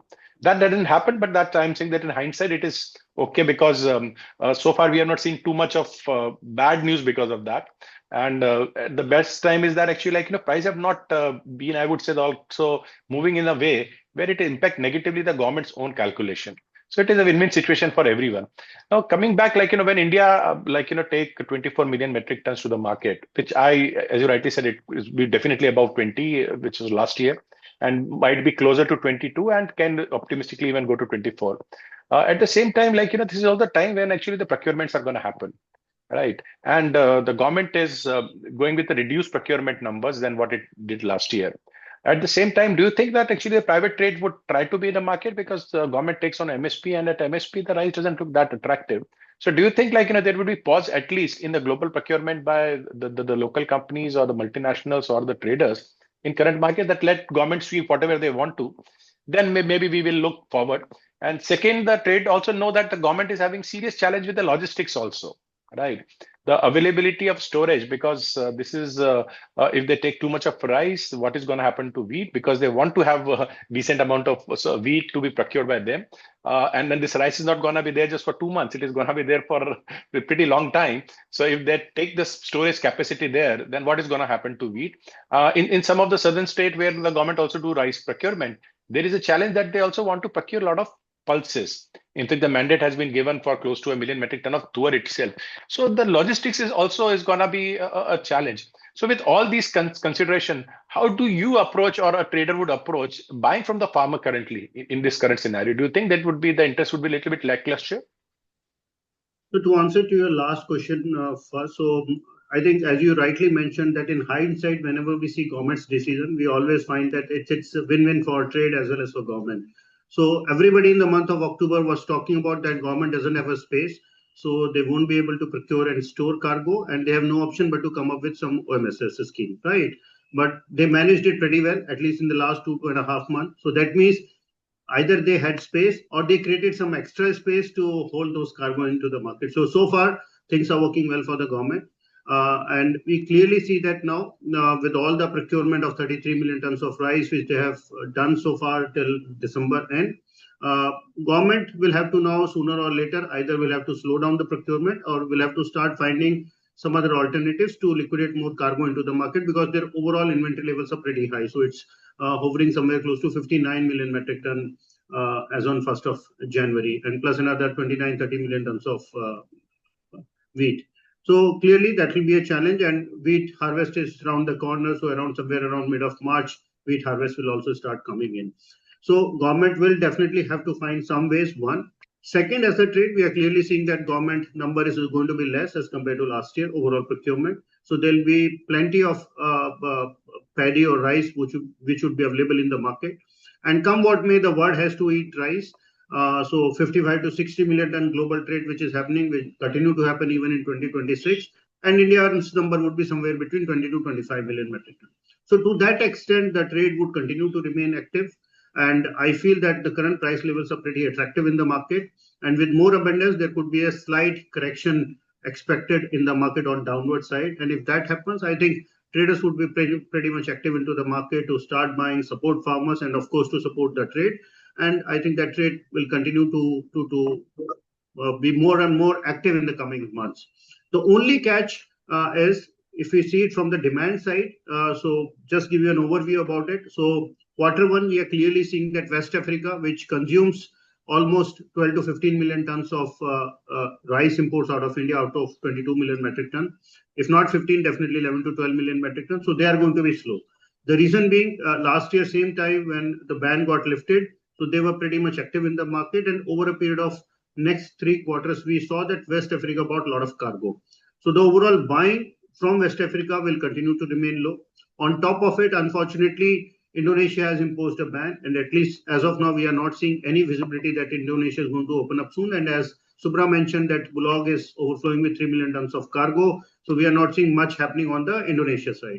Coming on to Philippines, Q1, their numbers are close to 0.9 million metric ton of imports, which has happened to Philippines, which is more or less in line with the last year numbers. But Q2, what we're hearing is again going to be around 0.9 million metric ton. If that happens, and if that number doesn't increase to 1.5 million metric ton, then there is again a demand decrease from Philippines point of view. Bangladesh buying is almost over, and we don't see another couple of months, another 3, 4, 5 months that Bangladesh is going to be there in the market.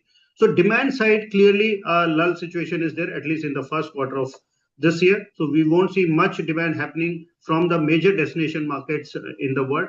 So one, that would allow players to then procure right now, support farmers, build up stocks, and then Q2, Q3 onwards, once we'll start seeing more demand coming in or flowing in, then that cargo movement will start. But for the time being, that's the scenario, that demand is going to be a little low for the Q1 for sure.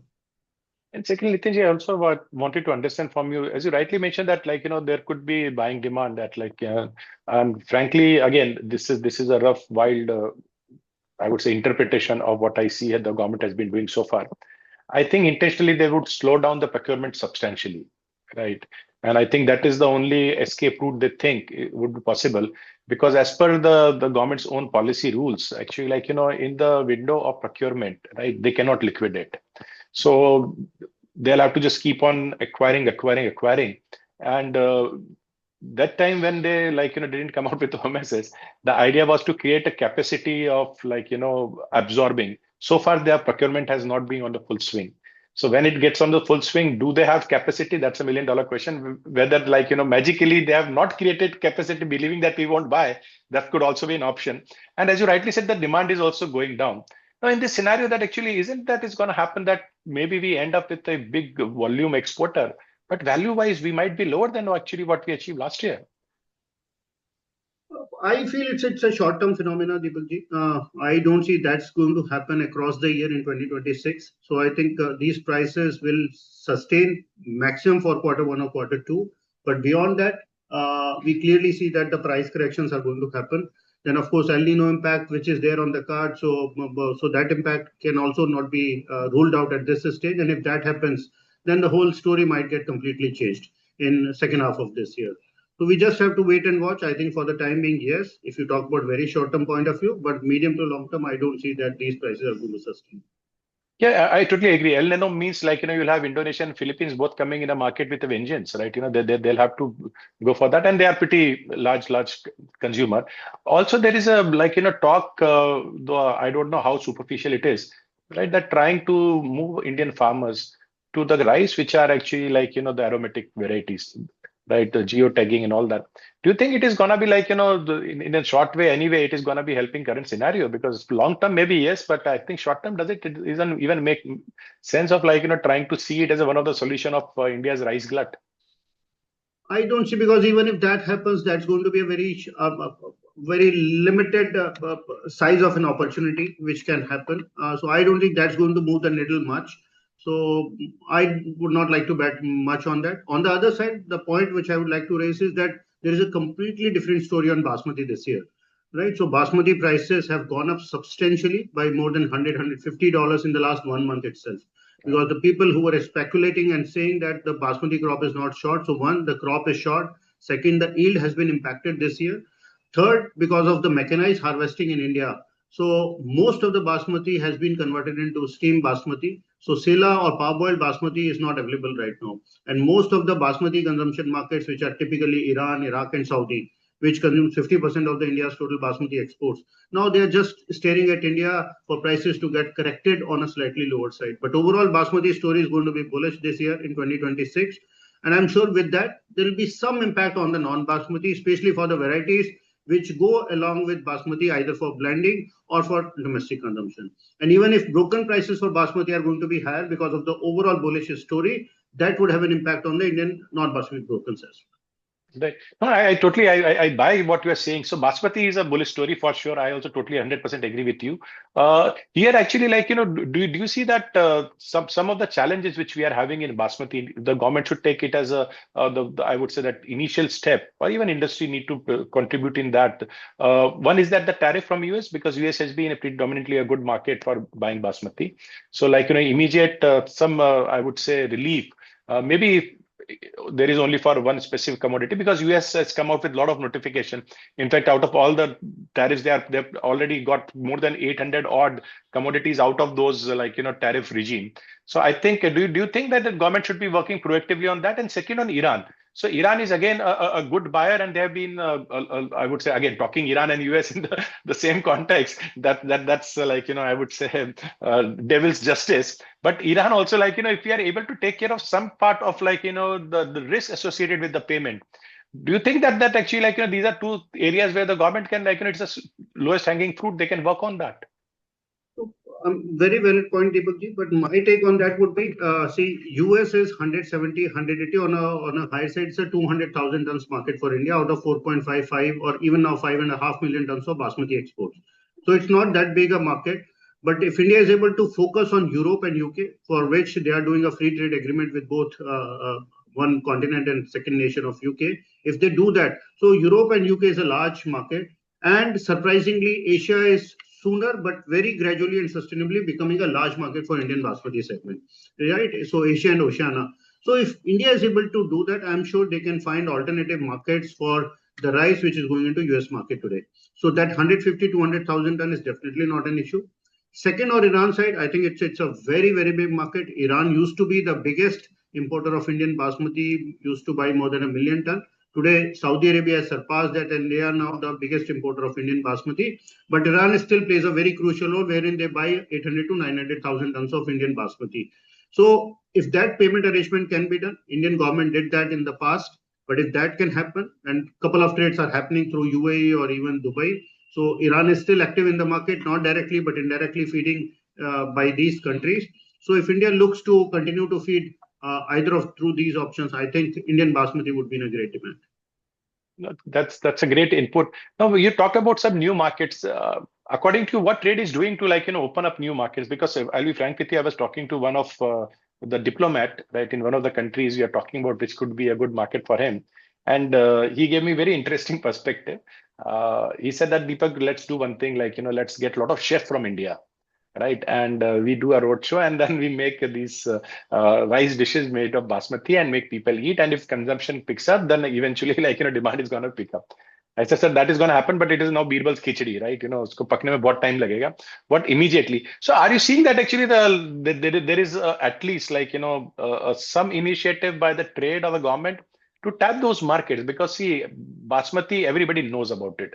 Only I think is that we need to work on the value chains, which I believe it is not about taking chefs to to London or to Sydney and make people eat free basmati and then suddenly the demand is going to pick up. Better you do it in Gulf food, everybody would be there. But do you think that we are doing something on the value chain part of it? See, free trade agreements, I would say again, a little bit on a longer horizon. Immediately what we can do to pep up the value chain, that our products are available in the actually superstores, immediately. I think I think very apt point, Deepakji. So trade, it's always says that jo dikhta hai wo bikta hai. So once our product is available on the shelf and it is visible to the consumer, I'm sure consumer are going to pick it. And there are markets, you would be surprised to know that what US is basmati is consuming today, the similar amount of basmati is getting consumed in Africa market today. Right. So if what exactly you are saying, if that happens, if through APEDA or through trade bodies, if we start pushing more of Indian brands, Indian basmati rice into those untapped geographies, I'm sure that there are takers for Indian basmati today. And the beauty of Indian basmati is that we have basmati rice available from $600 to $1,100 today. Right. So that's the beauty. So at each and every price point, Indian basmati is available. So depending upon what kind of pocket size is there for a consumer, we can always offer those basmati into the market. And I think same thing did by India Gate and LT Food almost a decade or 2 decades back, and that's how they started tapping those markets. I think we should definitely take some learnings from them and now start pushing more of Indian basmati into those unexplored geographies or territories. Right. So I think APEDA should start giving more fund to direct value chain integration rather than these spending so much money in the events. Right. So I think that is events are good, going to events are good and promoting product are good. But I think there has to be very clearly well defined, just like we have very successful, production link incentives. Right. I think it is time where actually in those markets we are not there or we have a possible, I would say, opportunities that government say fix some amount per ton. That for your marketing, I'll be giving that money. They can make it retrospective on success basis. That if you are able to sell 100 million 100,000 tons in, for example, say Tanzania, or for example in Kenya or Uganda or Nigeria, right? This is the incentive. I think it is a time where actually the incentive should be made available to industry. What's your view on this?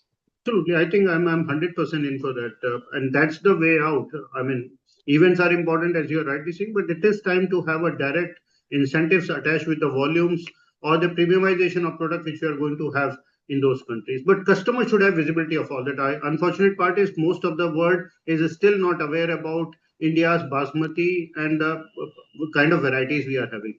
Wherein 85% of the world's market share is there in India today. Pakistan is just 10-15% of the total basmati, and apart from these two countries, no other country in the world is producing basmati varieties. So India should definitely take advantage of that.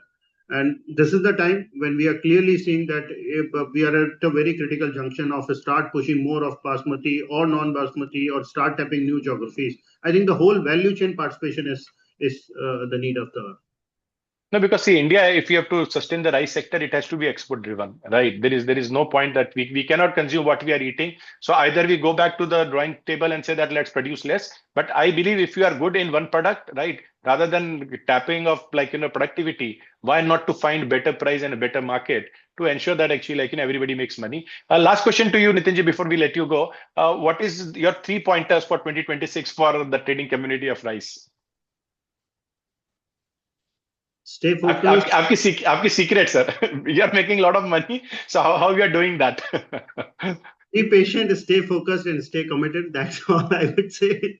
Right. So it looks more like a courtship rather than the trade. But nowadays, courtship and trade both goes hand in hand. And thanks a lot. Always it's a pleasure to have you, Nitinji. Thanks a lot for joining this session. It's a pleasure is all mine. Thank you so much for having me, and thank you once again. Yeah. So now we go to our next speaker, and again we'll remain in India for a little more time. So we are having Mr. Rajesh Paharia Jain. He's the Chief Manager of Business Development at Kribhco Agri, and is a part of various associations and think tank active in sector. So we were talking about a lot of what government should be doing, trade would be doing, and I think in Rajesh we are having someone who can execute that on ground with the type of network and resources he's having. So with 30 years of experience, he has handled over 5 million metric tons of commodity, including rice, wheat, pulses on a regular basis. His expertise lies in large-scale procurement and strategic partnership across all major large grain trading destinations. At Kribhco Agri, a leading cooperative, he focuses on leveraging the collective power of Indian farmers to navigate global trade. He's a specialist in regional market strategy and handled diverse geographical and logistical areas. At the same time, Kribhco being a cooperative and the talk of the town with our second most influential person in the country, also focusing on making cooperative a big success. Rajesh ji, welcome. Thanks a lot for joining us, sir. Thank you, Deepak ji. It is Has been a very, very thoughtful session since I've been hearing all our colleagues, right from Philippines, Thailand, Subra, I call him as a Oriza man of the global rice trade. Then Nitinji was also summarizing the Indian part. And fortunately, I've been given the subject wherein the bottom line remains ultimately the grower side has been assigned to me. So Yes. No, that is pertinent, sir, because actually, I believe end of the day, the farmers are very important because they grow for us. And while we talk all these big things, unfortunately, farmers is insulated with all that. For him, it is question mark is that next year बच्चा school जा पाएगा कि नहीं जा पाएगा, right? So for him it's a very simple question of this the livelihood, giving better life to his next generation, and you, me, and all, we have to play a very constructive role in ensuring that he's able to do that. So your initial views on that, how do you see the markets panning out, right? And with the perspective of क्या किसान इस बार sufficient he will be able to make money, because government procurement would be a little bit lackluster. The prices are at I'm saying rock bottom.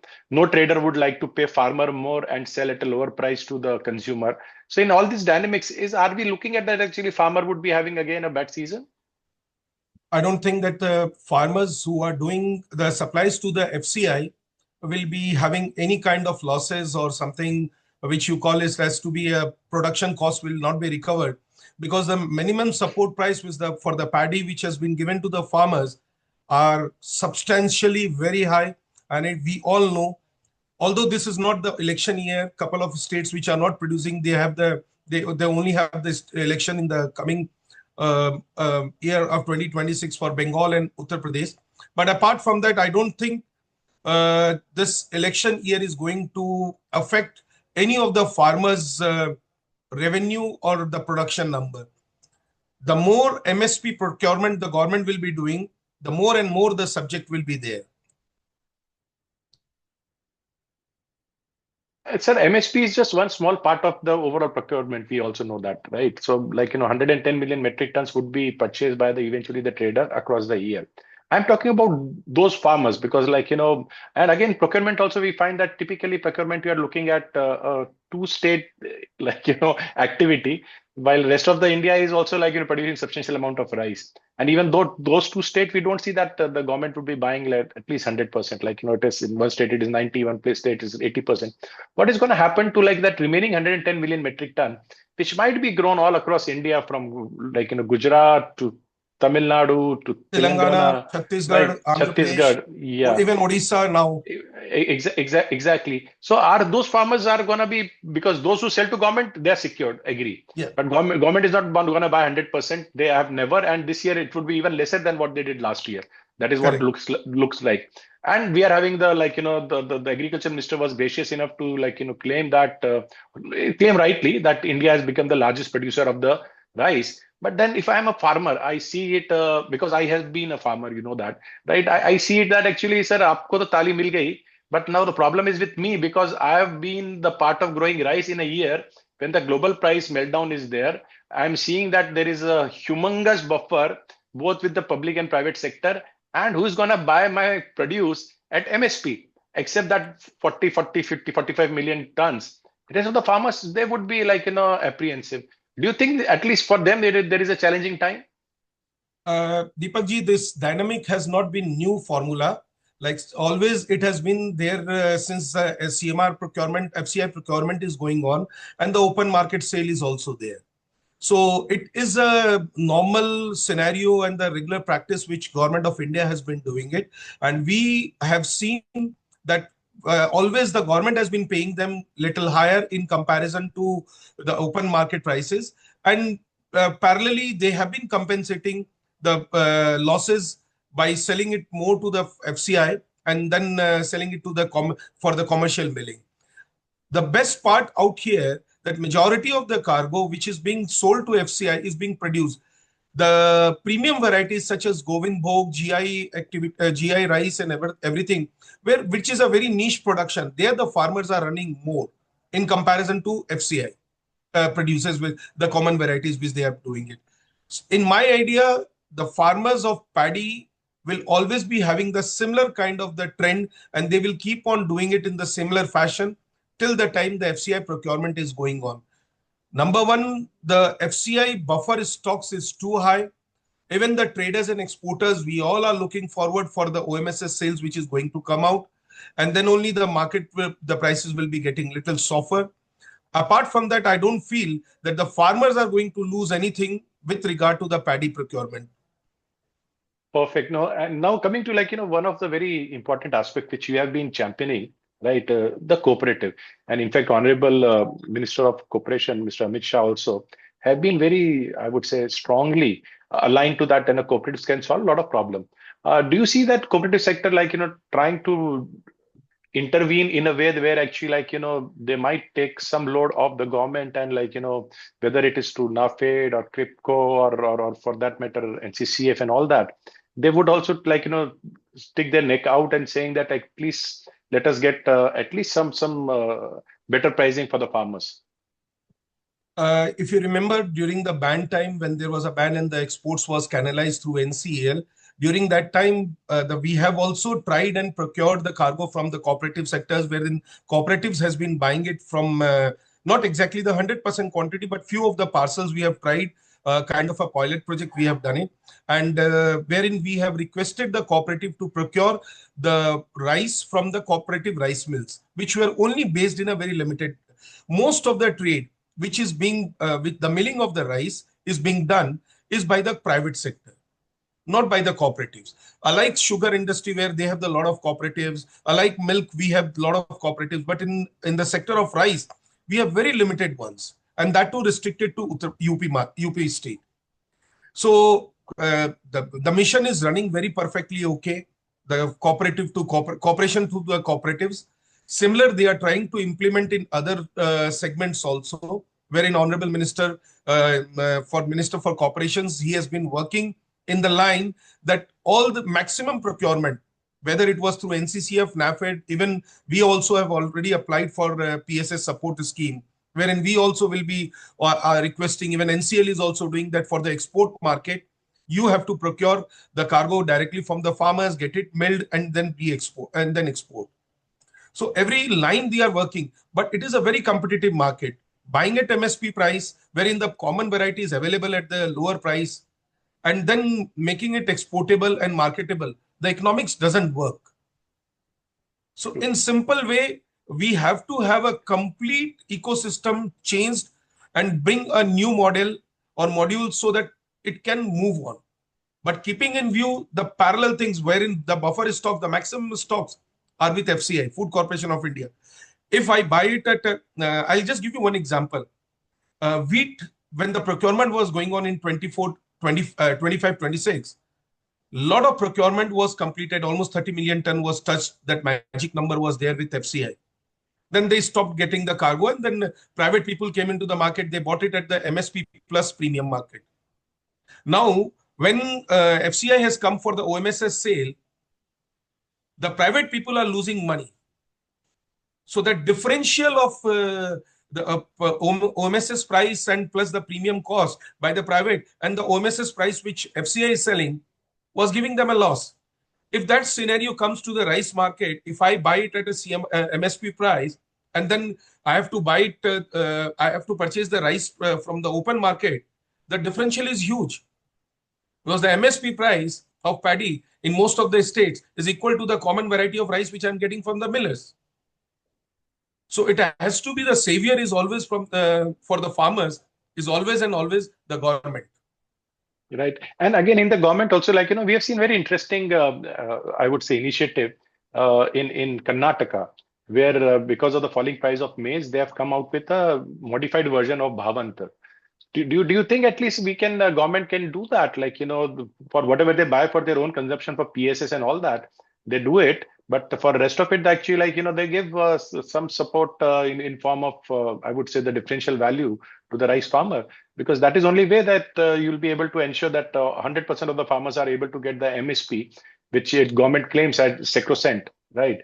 Do you think those type of things can be also thought about? And also, I need your view because frankly, my apologies for being blunt. It's up to you want to answer it or not, right? And I'm having this bad habit. Sir, NCL, in rice at least, I don't see it as a successful example, frankly, right? It might be in other areas, and it eventually might also be able to fulfill the aspiration of this nation. But the total amount of trade they were able to do it doesn't give a lot of encouragement or a lot of enthusiasm to people who are analysts like me. I can be wrong. Your views on both of it. In case you want to answer second question, that is fine. Not, then it's also fine. The first question I would like to answer so that it becomes more coverage for my second answer. See, Bhavantar is good only for the kind of the varieties if the product and everything is of a similar nature. We have different varieties, different geographies, and every 100 kilometers, the variety of rice changes. Which state, which formula is to be followed is very difficult to make a single window clearance for the entire subject. Like if I go to Bengal, I have to buy Swarna, white rice. Then in white rice, then we have a parboiled rice also there. Then in parboiled rice, we have different colors. And then the grading system, 5%, 25%. So, okay, paddy part, you can say Bhavantar can be given. But buying a paddy, and then I'm talking about the export side. If I have to export, indirectly they can give an subsidy to the exporters. We'll procure the cargo from farmers, export it, and the differential amount can be paid to us. No, that's a great idea, because I think that is eventually will happen. It is just a matter of time, because with the type of war chest we are having of rice, eventually, we'll have to incentivize the exporters. Now, do you want to answer the second part of it? Before that, I need to clarify. You are pinning me on that subject. Before that, I would like to clarify one Subra, which has given one clarification. During that shipments which were going on, wherein the lot of PDS cargo was being diverted. Let me tell you, nothing is going on a PDS side. It is very, very clear. The open market, we exporters are buying from the open market. We are buying through the banking process. Whether it is a leakage of the system or whether it is the way out that it has been coming to us, is none of the things which is defined as PDS. So that political drama is over. Now Kakinada Port and Vizag Port are working very smoothly. Touch wood, it should not give any dent and bend to the statement which my friend, my brother Subra has given. So I have to clarify him on a global platform. Now coming back to NCL. See, the concept of getting this cargo canalized and exports through NCL, they were given 58 countries to ship. It was a new company, new platform. Everything was new. No one knew that how to do and what to do and how it will be getting executed. So in the first year of exports, it was almost 700,000 ton. Then in the second year, it was 400,000 ton. In combined, 1.1 million ton was exported. Post then, I'm not sure that they have been able to compete with the global market and come out with the competition even with the private players. So with competition with the private players, because rice was mainly dominated by the private exporters or by the rice millers or by the traders. So they have to, we all have to change the mentality of the trading prospect that we are in the similar line where we have to start our run. So if they have to come to the same line, instead of taking an edge that ban or some quota system should come and then that will be supported, they have to start with the similar line. No, that's very, very well articulated. I totally agree. So my appreciation was that only, that until unless you are having a different field for NCL, the whole concept doesn't fly very well. So until unless you have restriction or you are a ban and you are give preference to NCL for various reasons, and being a cooperative, there should be preferences, no doubt about that. But at the same time, when it has to come, any of the benefit which will be given to even to NCCF or NCL or Kribhco or anyone, that will be a partiality, and which I don't think that any of the government will do it, like giving some facility to one sector and not giving the benefit. Like even in the interest subvention which has come, it has not been given only to the basmati, it has been given to the entire MSME sector. Right. So it has to be plattered to everyone. It cannot be that this particular thing will happen through them, this particular thing will happen through NCL or through Kribhco or through NCCF or NAFED. I don't think that the government is that blind that they will do it in such a manner. No, I totally take your point, and that was very interesting insight, like how the mechanism would be. Now, coming to last question, sir, like what do you see, like Gulf food, India would be sweeping the markets? As Nitin ji said, I was just scrolling my portfolio, like what is the situation of my few of the basmati rice exporters stocks with me. Everything was green. Nitin ji, thank you for that. And this will be the year wherein second quarter will be very good for non-basmati also, because lot of shipments which are got executed earlier, averaging has been completed. Now the payment mechanism is being worked out. So Gulf food, two of the things will be happening. One, the basmati will be sweeping away the market, and non-basmati, few of the trades will be taking place, and which will be very safer mode, because now the African market which has to be let saturated, and the things has been overflown. Now it is on a balanced side. No, I totally agree with you, Rajesh bhai. So I'll end with a small couplet. Right? When we talk about optimism for second half, third half, I'm also very optimistic. So, and we have seen so bad times. So जब दर्द हद से ज्यादा बढ़ जाता है तो दवा बन जाता है. So I think that is where the industry is. Thanks a lot, Rajesh ji. It's always pleasure to engage and interact with you with your very frank and open views. And I think those who are listening to you, I think they would be waiting for next quarter to unfold, or at least next half of the year to unfold and make money. I'm not talking about the financial year quarter. I'm not talking about the yearly quarter. I'm talking about the financial year. So I'm very hopeful from April to June the things will be getting. Okay, so like both Nitin ji and Rajesh ji will be making a lot of money in April onwards, and so I'm having at least a good prospect of party coming up by July. Thanks a lot, Rajesh ji. Pleasure having you. So now let's move to our next speaker, and we are having another very strong academic perspective on how this rice trade has been. So we are having Dr. Samarendu Mohanty ji with us. He is a world-renowned agriculture economist, recently named a top agri-food pioneer by the World Food Prize Foundation. He served as the director of the Center for Sustainable Agriculture and Development Studies at PGTSAU, a very renowned agriculture university down south in India. Formerly the Asian Regional Director of International Potato Center and a key figure at Agri, Dr. Mohanty's research focuses on agriculture productivity, food security, and poverty reduction.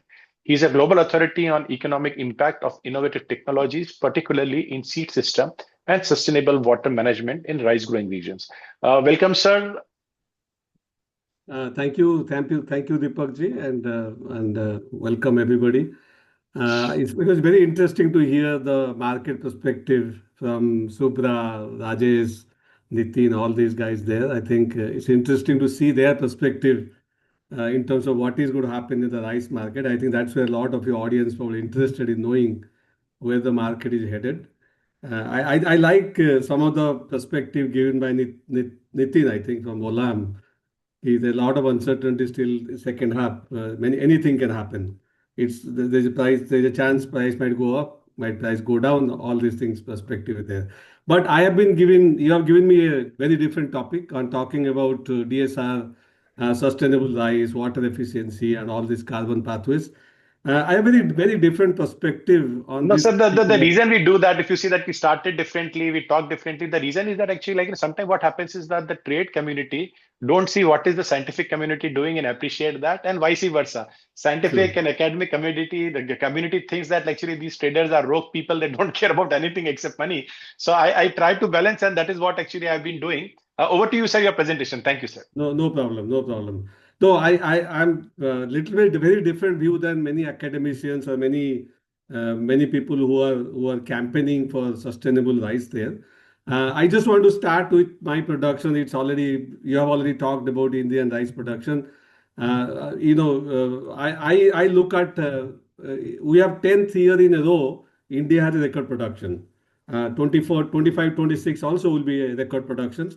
I am in the view that the production will reach close to 160, as you said, 152. But I think the production, in my view, it will be very close to somewhere between 158, 160, considering everything was happening there. So I look at India somehow last 10 years, it has monsoon-proofed the rice. In a sense that where it matters, there's irrigation backup there. So whenever there's a monsoon failure, you don't see a lot of impact, negative impact on the production side anymore, or what I've seen there. So we are producing record crop. But the bad part is that yes, we are the largest producer of rice, but majority of this increase has come from the acreage increase. When India had the 40 million hectares, we are all talking about that. This is it. We are now going to see any acreage increase. Everything has to come from the yield. But now we are looking at 52 million hectares. Another 12 million hectares been added. In the last 10, 15 years, India is the country where more than 70% of the global increase in rice acreage came from. So the lot of things has happened in terms of why this acreage increase. It's mostly policy driven, irrigation backup, all these things, bonus given by different states. So all these things have driven to this increase in acreage and increase in production. And if you look at state-wise, many of these deficit state now they're surplus rice growing state. I am from one of the state, Odisha, which used to be a deficit state, but now we are one of the top 4 or 5 surplus rice growing state there. So many states are basically transforming from a deficit to a surplus state. And the trend, given the policy environment we are in, it's very difficult to foresee that this is going to change anytime in the future. I think our production is going to continue to rise, irrespective of what happens on the consumption side, and we will be producing more, both through acreage and the yield. Yield is also going as a trend yield, but also you will see increase in acreage in the future also, irrespective of what you people think that there is no acreage, but cropping intensities, land coming from the other crop to rice, it's happening despite government's efforts to diversify. With all the policy settings, bonus, all these things given, rice is pretty much a very safe crop for the farmers to grow in terms of profitability and risk, both combined together there. So you have asked me that growing rice sustainably, what can be done? Here I have a slide here. Agriculture contributes nearly 14% to the greenhouse gas emission, and rice, out of that, rice is 17%. The animal side is around 55%. Then the manure and burning of agricultural residues there. My point is that if you want to make rice sustainable, if you want to introduce any sort of interventions, either different varieties, sustainable crop management practices, first and foremost, that particular intervention should not have any sort of negative impact on yield. Okay. So if you have an intervention that has a negative impact on the yield, the adoption is very difficult, near to impossible, unless this is what I'm going to talk about in my next slides there. And some of the buzzwords many experts use now is the circular economy, restoration economy, regenerative agriculture practices, all these things happening. It's basically, there are reasons why they are saying that.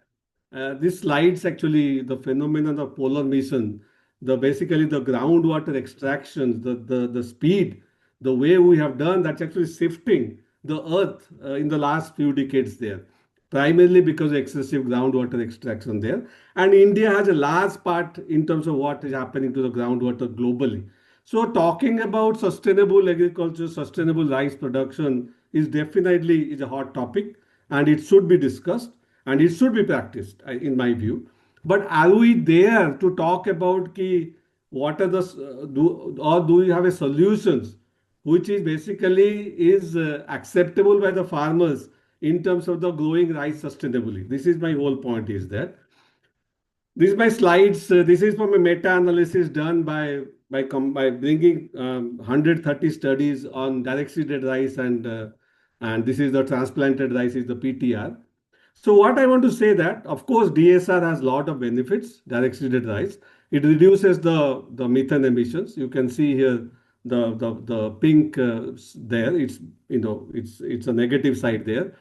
It lowers the global warming potentials, but more importantly, it also reduces the yield around 9% on average across these 150 studies there. But also people don't talk about is the DSR increases the nitrous oxide emission. Remember, your both are the greenhouse gas emission. Both methane is a greenhouse gas, nitrous oxide is a greenhouse gas. So you are reducing methane, but also increasing the nitrous oxide. But that is a separate issue for the farmers. From farmer perspective, they are looking at the grain yield.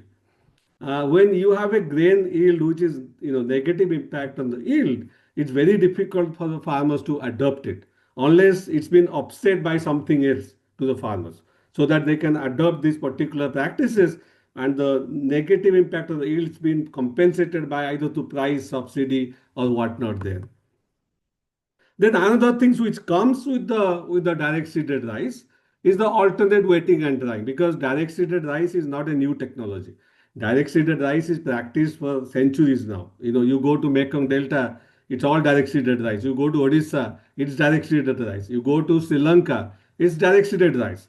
But if you have direct seeded rice in a flooding situations, wet direct seeded rice, really it has basically same as the transplanted rice. There is no water saving, there is no methane reduction, nothing there. It has to be dry direct seeded rice.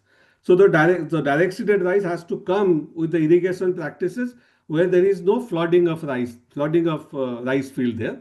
So alternate wetting and drying is one of the practice, one of the technology that has been pushed by the research organizations, development organizations in terms of the farmers to practice to save water there. It is considered as one of the very simple technology. You put a pipe and you look at the water table there inside the pipe, and you irrigate it when that goes certain below the well. So the main positive is it saves water, it lowers the greenhouse gas emissions, lower arsenic accumulations, lower methyl mercury concentrations, lower energy and fuel consumption there. Definitely is a big positives in terms of the farmers to practice the AWD. But if a farmers practice AWD, what happens to its yield? You can see it all depends on the various factors there. Different soil types have different performance on the yield. So if you have an acidic soil, the yield reduction is -5%. If you have a alkaline soil, it's close to 19% reduction in yield. You have a high soil organic carbon, yield is 0.43%. Then so different soil types have different impact on the yield there. Then the more important is the timing of the AWD water management. If you are practicing AWD only during the vegetative or reproductive stage, there is no yield reduction. But if you are practicing throughout the season, there is nearly 9% yield reduction there. So here is the AWD impact matrix there. So different depending on the soil types, when you practice it, it has a different impact on the yield there. But on average, there is a negative impact on the yield. So if you are practicing DSR with AWD, which is kind of gold standard in terms of the growing rice sustainably, definitely you have a negative impact on the yield. And also the way we have publicized this particular direct seeded rice AWD as if this is a global technology. It fits everywhere, and we expect majority of the farmers to practice this particular technology there. But this particular technology work under certain environment, certain agri systems, and certain economic environment. If you talk to the farmers in Punjab, they are okay to go for the direct seeded rice. For them, direct seeded rice saves them the number of days because they can do the seeding on time, harvest on time. Any time they save, that actually helps them in the wheat yield there. So they compensate the negative impact of direct seeded rice on rice yield, rice production by getting higher yield on the wheat side. Then also they can save some days there on the rice side. They can bring in another crop like rice with potato, rice with vegetable, or rice with maize or whatnot there. So there are different regions why DSR is acceptable in certain part of the country, not acceptable in many other part of the countries there. And in general, the farmers will not adopt it when you see there is a negative impact on the yield of this particular technology there. That's the reason we see this particular technology is being pushed by many organizations through different projects, other things there. But as soon as the project is over, this technology disappears. I have done that in 2008 During my time at ERI, we introduced DSR and dry DSR in Uttar Pradesh, Bihar, those type of area there. But the farmers lost it because there was a monsoon delay there that year, and there was 100% germination failure, and the wheat took over, and the farmers are not willing to pay for the herbicide in terms of managing the wheat there. So there are a lot of different regions the adoption did not take place, and I don't think we have solved those things. Those constraints are still evident, but we are going ahead with scaling up this particular technology as if this is the solutions for the sustainable rice, which is completely wrong. If we continue to do that next 10 years, we'll still have in the project mode. Whenever the project is there, you attract farmers to giving free seeder, giving free herbicide, and the farmers practice it. But once the project is over, farmers go away and go back to the traditional practices. I'll give an example. In 5, 6, 7, 8 years ago, through the NFSM project, National Food Security Missions, in Odisha, large scale introduction of Odisha, we do the broadcasting DSR, but it's a broadcasting method. But if you change from broadcasting to line sowing to the machine, to the seeder there, you can increase yield by 10-15%. That is proven. But as soon as the NFSM, which was giving them a subsidy to the farmers to go to change from the broadcasting to the line sowing, as soon as the project over, the subsidy is over, farmers went back to the broadcasting again there. Although there is a yield penalty there, but the labor cost or the machine cost was too much for them to invest initially in the beginning of the seasons, anticipation of the higher yield there.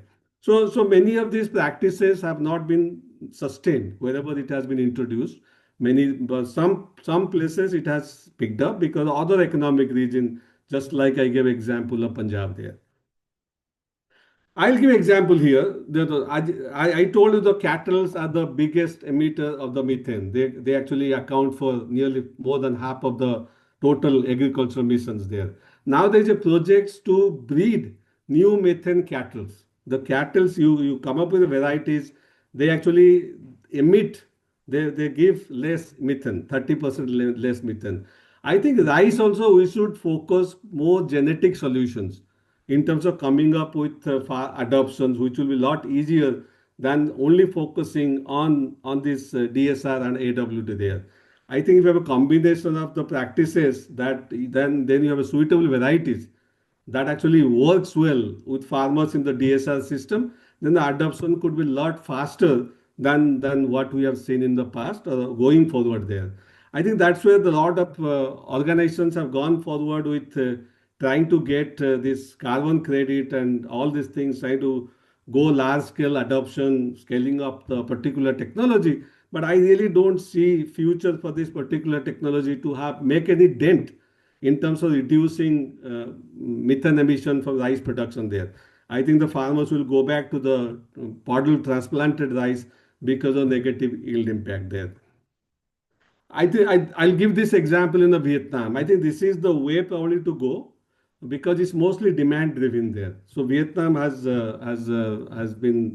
started this 1 million hectare high quality low emission rice, but that comes with a promise that farmers will get higher price than the farmers who are growing in a different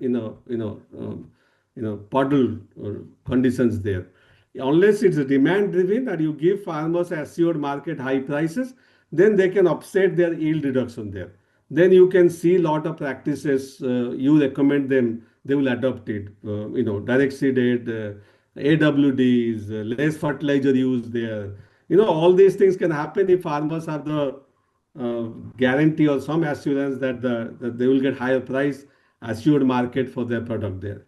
If at all in this particular technology, the DSR and AWD has a future, I think this is probably the only way it can get large scale adoption if we have a demand driven approach there, where farmers will get benefits by adopting this particular technology, which has the negative impact. Or you come up with a suite of technology, including varieties, which works well in the DSR systems and offset the yield impact there, then also the adoption will take place. So you have to have both either demand driven or you have a supply push with a technology which is viable, standalone viable technology. Right now, the DSR AWD, in my view, they are not standalone viable technologies there, unless it's being combined with other goodies for the farmers to adopt this particular technology there. So this is the Vietnam one. So, Telangana, we are doing very similar. Telangana, it's a large, top two rice producer in the country now. It produces nearly 16, 17 million tons of rice, and it's 100% irrigated right now in Telangana. And they grow this MTU 1010 or IR64, which is suitable for the Southeast Asian market. As you know, all these market exports you heard, India doesn't export a lot to Indonesia, Philippines, and Malaysia in terms of the raw rice I'm talking. Very, very small markets here India has in that region where the raw rice, silky, Sottex, all this high quality rice is consumed by the consumers. Last year we tried with linking Telangana with Philippines. We are successful in sending few vessels, and it was well accepted by the farmers in terms of the quality of the rice, look, taste, everything was well accepted by the farmers. Our hope was that the private sector will take on and try to penetrate that particular market there.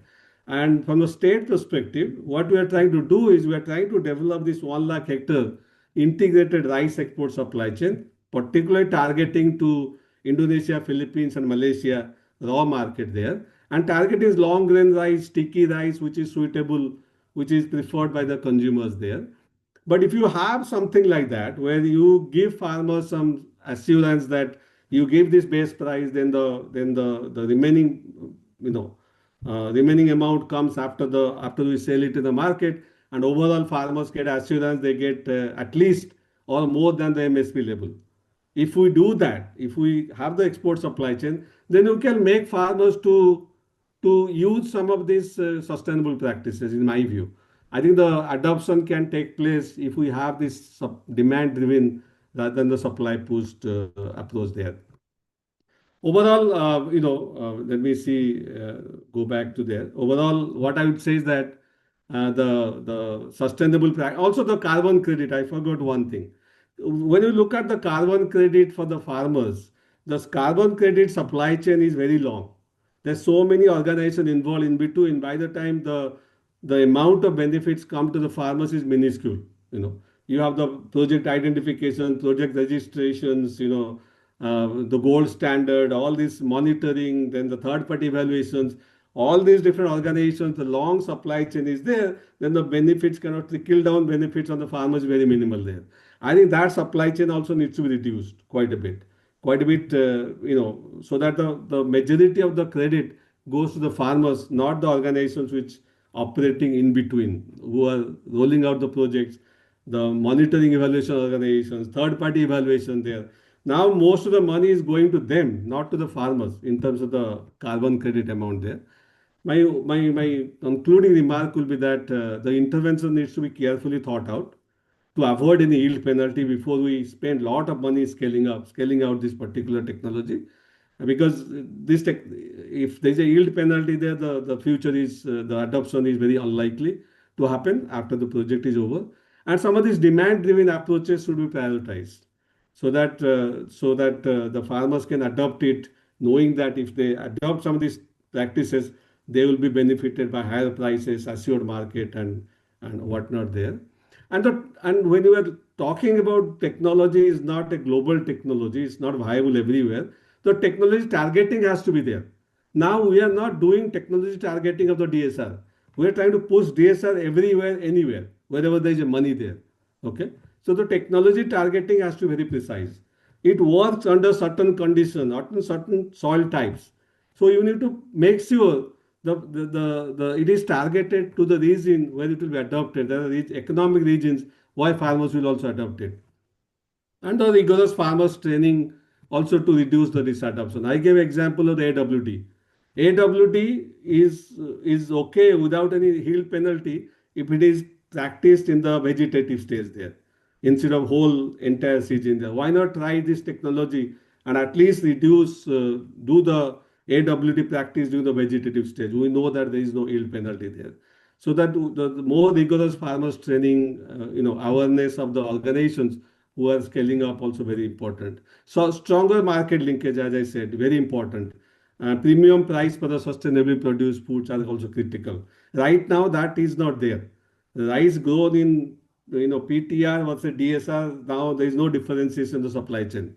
Eventually, the consumer awareness increases and the consumers are willing to pay premium price which for the rice grown in a sustainable condition, then there will be interest for the farmers or the supply chain in terms of the developing that particular supply chain there. We don't have right now that particular things there. So hopefully, eventually, we will have a suite of technology that will work. But right now, I don't see a lot of future, a lot of impact of the sustainable rice in the world right now. Okay, With that, thanks. I'll stop it here. Right. Thanks a lot, Samarendu. Pleasure to understand your perspective. So eventually, if consumer doesn't pay, then it is very difficult for farmer to take the brunt of or to invest in making the whole rice value chain more sustainable. With that, we come to our last speaker of the this beautiful session which we are having today. So we have got Mr. Asim Anand. He is a managing editor for agriculture and food pricing at S&P Global Commodity Insights. He leads the news and pricing coverage for global grains and oilseeds with a specialized focus on Asian rice markets. Asim is responsible for driving benchmarking pricing and providing deep analysis of market intricacies, such as basmati trade and supply tightness in Japan, or the overall price movement in the Southeast Asia. His role involves interpreting how policy shifts, trade barriers, and state tenders reshape the global price discovery. He's a regular voice on S&P's podcast, providing real-time intelligence on competitive landscape of Thailand, India, and US rice. Thanks a lot, Asim, to be part of this discussion. Pleasure to have you, sir. Thanks for having me here. Perfect. So we start with that, the same question which has been going around in all the discourses, that in a world of abundance, does price discovery move from the origin, that is exporters, to the destination, that is importers? Who has the pricing power in 2026, according to you? I think it depends on perspectives, because to a rice buyer, they think that the pricing power always lies with them. And this is the same with the sellers. They believe that they are the ones dictating the price in the marketplace. But in reality, due to uncertainties and lack of information and transparency, there exists a gap, a huge gap, in fact, called market inefficiency, which in simple terms means both buyers and sellers are not achieving their full trade and profit potential. When we talk about price discovery, or more specifically, price transparency, the role of a credible price reporting agency such as Platts comes into play. Now, what is the price reporting agency? Well, Platts gathers self-reported trade data, bids, offers from the market participants and use expert analysis to assess prices for commodities. PRAs are independent entities, meaning we have no vested interest in any trade, which allows us to provide unbiased price assessments. By publishing these price assessments, Platts provides transparency and market intelligence to the market participants, buyers, sellers, traders. So no wonder for example, majority of the global crude oil buyers and sellers refer to the Platts price assessments called Dated Brent to make their trade decisions. Similarly, Platts has global pricing benchmarks in other commodities such as metals, fertilizers, LNG, etc. So why should the rice market participants stay behind the curve? I think when there is more ambiguity in a commodity market, the role of Platts becomes that much more important, which is purely to provide price transparency for the market participants to achieve their full potential, full potential in terms of trade, full potential in terms of profits, and building credible relationships between the suppliers and the buyers. So yeah, it's a win-win situation for all as far as price discovery is concerned.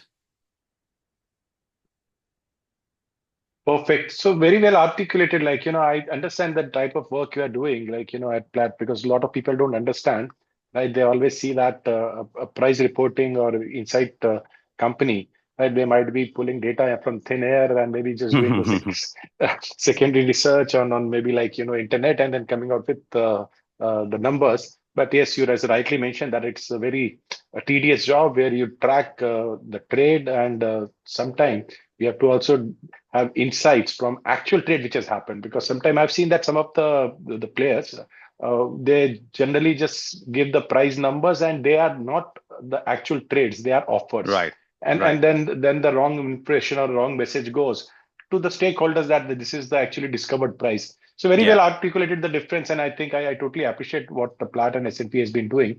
So now when we see that, you have also been tracking the trade policy part of it. Now, when we go to the trade policy, how you see the various trade, because we have seen what India did has an impact, right? When we restricted the exports of rice, suddenly the market boiled. And then when we opened, the floodgate opened to the level where actually it has gone far below, even when actually the restriction are put in. So how is it easy or difficult, or as a trader, should analyze the different signals of policy and to be able to at least create a risk profile so that they are not actually caught in the no man's land? Yeah, so when we talk about risk profile, there are two challenges here. One is how to create that risk profile or risk management. So that's where the role of a PRA comes into play, because based on the price assessment, which is totally unbiased, and we directly talk to the major buyers and sellers and traders on a daily basis, a lot of them actually, and to figure out at the end of the day what the price for different varieties are going to be. But the major challenge that everyone faces, including the PRAs, is the government intervention, which creates a lot of inefficiency in the market again. When there is a certain and sudden ban on supply or even import of a particular commodity, it creates a lot of uncertainty in the market. So eventually, it depends. If say India banned the export of some varieties of rice, it directly impacted a lot of small to medium players specifically. So depends from policy to policy, and I think the role of government becomes very much important when we talk about bringing inefficiency, to the rest. So when we talk about intervention and all, I think the role of any organization should be just to let the trades be, in a perfect competition, which is of course not really a reality in today's terms, but at least we can try to achieve that perfect competition dynamics if the intervention is to the minimum. So so hopefully year by year, all the market participants, they look at the policies and keep their fingers crossed that the policies are not interventionist this year, so that everyone benefits. I hope that answers your question. No, surely. And see, this is where you see that some of the different, I would say, countries, right, acting in a policy in a different way. Some achieve their stated goal or anticipated goal. For example, when we talk about soybean trade, right? China happens to be one of the largest importers, and they are predominantly able to dictate the price and how the global market dynamics operate. At the same time, in some of the rare earth commodities, they're able to, as an exporter, dictate the global markets and the price points. Unfortunately, when you see some of the countries, for example, let's talk about India, we are, I would say that not just dominant, but we are the largest in a sense, by miles, right? 40% of the global export, global trade is driven by India. But still, we are not setting the benchmark prices. And this is now seriously, you see that the bilateral trade between Thailand and China changing the apple card, and the Thai prices moved up for maybe for not a very long period and not a very high volume, but 500,000 ton for Thailand is a godsend. So do you see that actually these bilateralism also it makes it difficult for even I would say have an intuitive understanding of the policy regimes, or some countries they are smarter in making policy? Yeah, you talked about China and China soybeans. The fact remains that no matter how much, of course, China comprises of roughly 65% of global soybean trade. So of course, they're dominating the market as far as purchases are concerned. But they are definitely dependent on US soybeans. Of course, they buy a lot from Brazil, more than 66, I think nearly 70% they buy from Brazil anyway. But they are still dependent on US soybeans because their demand is very seasonal. And because they have I mean, for China, soybeans are directly related to their staple diet, which is pork. And with, of course, rising income, the pork consumption is expected to grow that much more. And in fact, if we talk about pure data, in the next 10 to 15 years, China is set to remain the world's biggest importer of agricultural food and grains and oilseeds, because of the fact that not just income is rising there, they have limited land potential as far as growing these seeds are concerned in their own homeland. So I don't see that, even if, of course, they are the biggest buyers and all, I don't see China as a country that's setting the tone as far as the soybean prices are concerned. It's still being, I think, controlled more or less by Brazil, and specifically by the interventions of the US President Donald Trump, and how they are trying to steer the trade ties with China with the tariffs and all. So right now, a lot of things are happening in agriculture market, including soybeans. So we cannot right now say that a particular country is really dominating or, driving the prices for their benefits. I hope Fairly Yeah. no, surely we can agree on disagree on that, because if anything, Donald Trump actually, he looked like a cat, not a tiger, anywhere in the world. It was when he was talking to China, and I think the type of urgency and I would say the push he was showing for soybean, right, giving all sort of numbers on the trade deal, when the China said actually we are not decided or even one bean of soybean. We said we'll import, but not sure how much. And then Donald Trump was giving all sort of numbers that actually how much China would be importing. And when they squeezed, right, they stopped importing, we saw the price really from CBOT to the US domestic, it's a farm gate prices, having that repercussion. But that's beyond the discussion. Now, coming back to rice, how do you see the price playing out in Far East? When we talk about Japan, Philippines, and China, because that is very little discussed, area, because of various factors. How do you see the price of rice moving in these economies? Well, as far as the Far East is concerned, specifically Japan and China, it's mostly a buying region, right? They consume a lot of rice and they don't supply much domestically. Right. For example, Japan in particular has a very specific preference when it comes to rice. They generally import glutinous rice and Thai 100% grade B, Thai home Mali, and that too mostly from the US and Thailand. And of course, small volumes of basmati as well. India generally doesn't grow glutinous and home Mali varieties, which is why India has never really been a big supplier to Japan. So Indian exporters are now trying to see if they can still find some space in that market. There are a few varieties in Assam, for example, Joha is one, that are closer to what Japan really needs. And recently there have been talks involving Indian exporters and the Indian embassy in Japan to explore whether these grades can be developed and exported.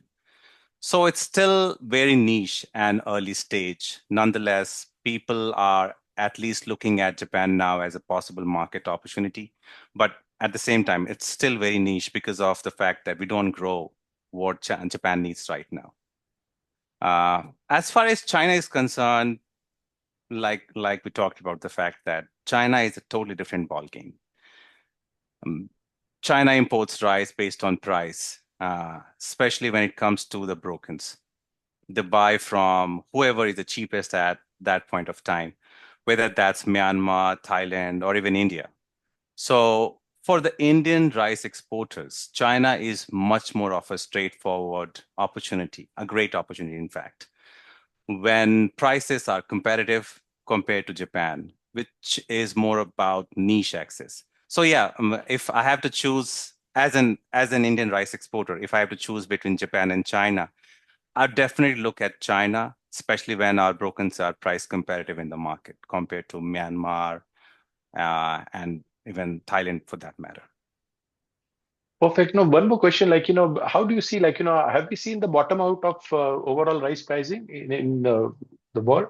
Or do you see, because we have seen a serious dip, then actually December we have seen some improvement, but again we are seeing a little bit of softening. So do you think, like, at least for maybe the first quarter of this calendar year, we have already seen the bottom and that things could be better off moving forward, or you still see that actually it's the bottom could be still a little bit deeper?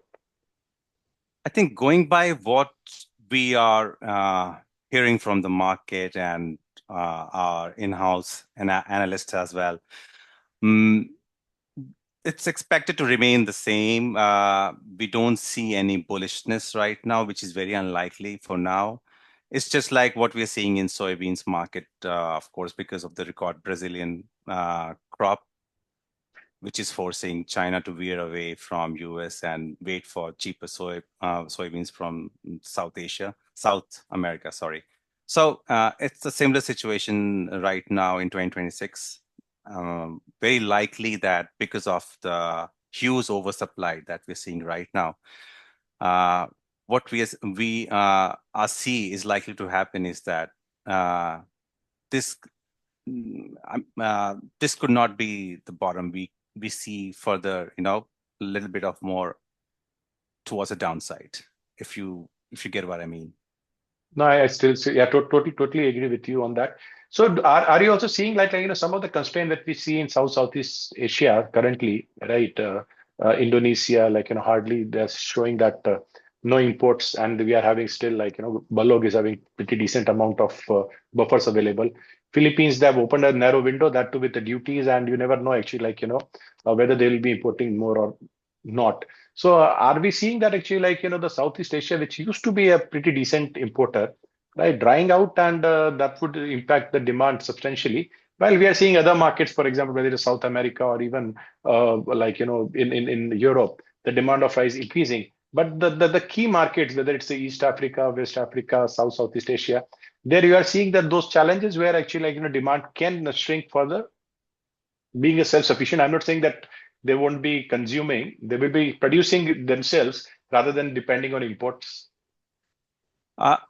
So, for example, Southeast Asia, I think it's very much dependent on the La Nina and El Nino phenomena, right? So depending on which weather pattern is active that year, the droughts happen and then they start raising tenders to buy rice. So it's purely weather dependent as far as Southeast Asia is concerned, especially like Malaysia, Indonesia. As far as Africa is concerned, like I said, again, it's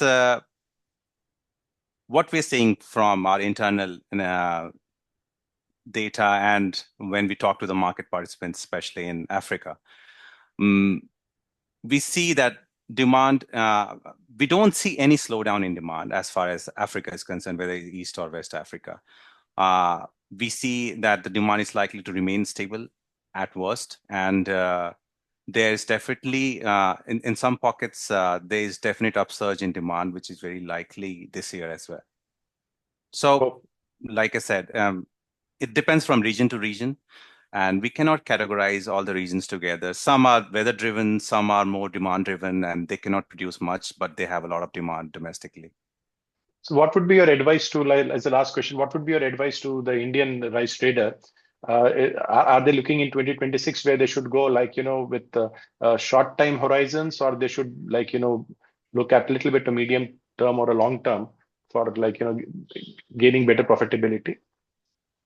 I think like I said, because of the supply situation, which is right now very much prevalent in India, I'd rather say that they got to take it quarter by quarter and formulate their trading policy based on every quarter rather than looking long term, because it's highly unlikely unless a big catastrophe happens. I don't see. We don't see any. We don't expect basically any kind of supply disruption, if you know what I mean. So I think it should be. My personal advice would be to go by it quarter by quarter to see how they can, generate deals and all. Fair enough. Perfect, Asim. It's pleasure to have you, and thanks a lot for insight. So the message to the trading community is that go quarter by quarter, don't go too long, and because a lot of our speaker has been talking about that the second half or the first quarter of the financial year of India could be great, but at the same time it can be great, but look with the short-term lens rather than going long. With that, I thank all my panelists, and it was always a pleasure to have such an eminent speakers being part of this discussion. And today, as you know, that it was our third session where we talked about rice.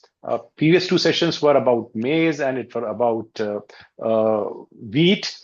Tomorrow we are having another very interesting and very, I would say, insightful session lined up for you.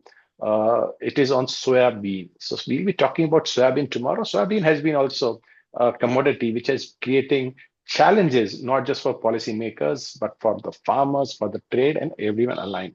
And we are having a robust group of experts who will be talking about various aspects of soybean, from crushing margins to soya meal to trade from Latin America, and how the Asia is having the demand challenges. With that, I thank all of you for participating. Looking forward to see you tomorrow for another session of Commodity Week 2026. Thank you. Have a great time. Thank you very much.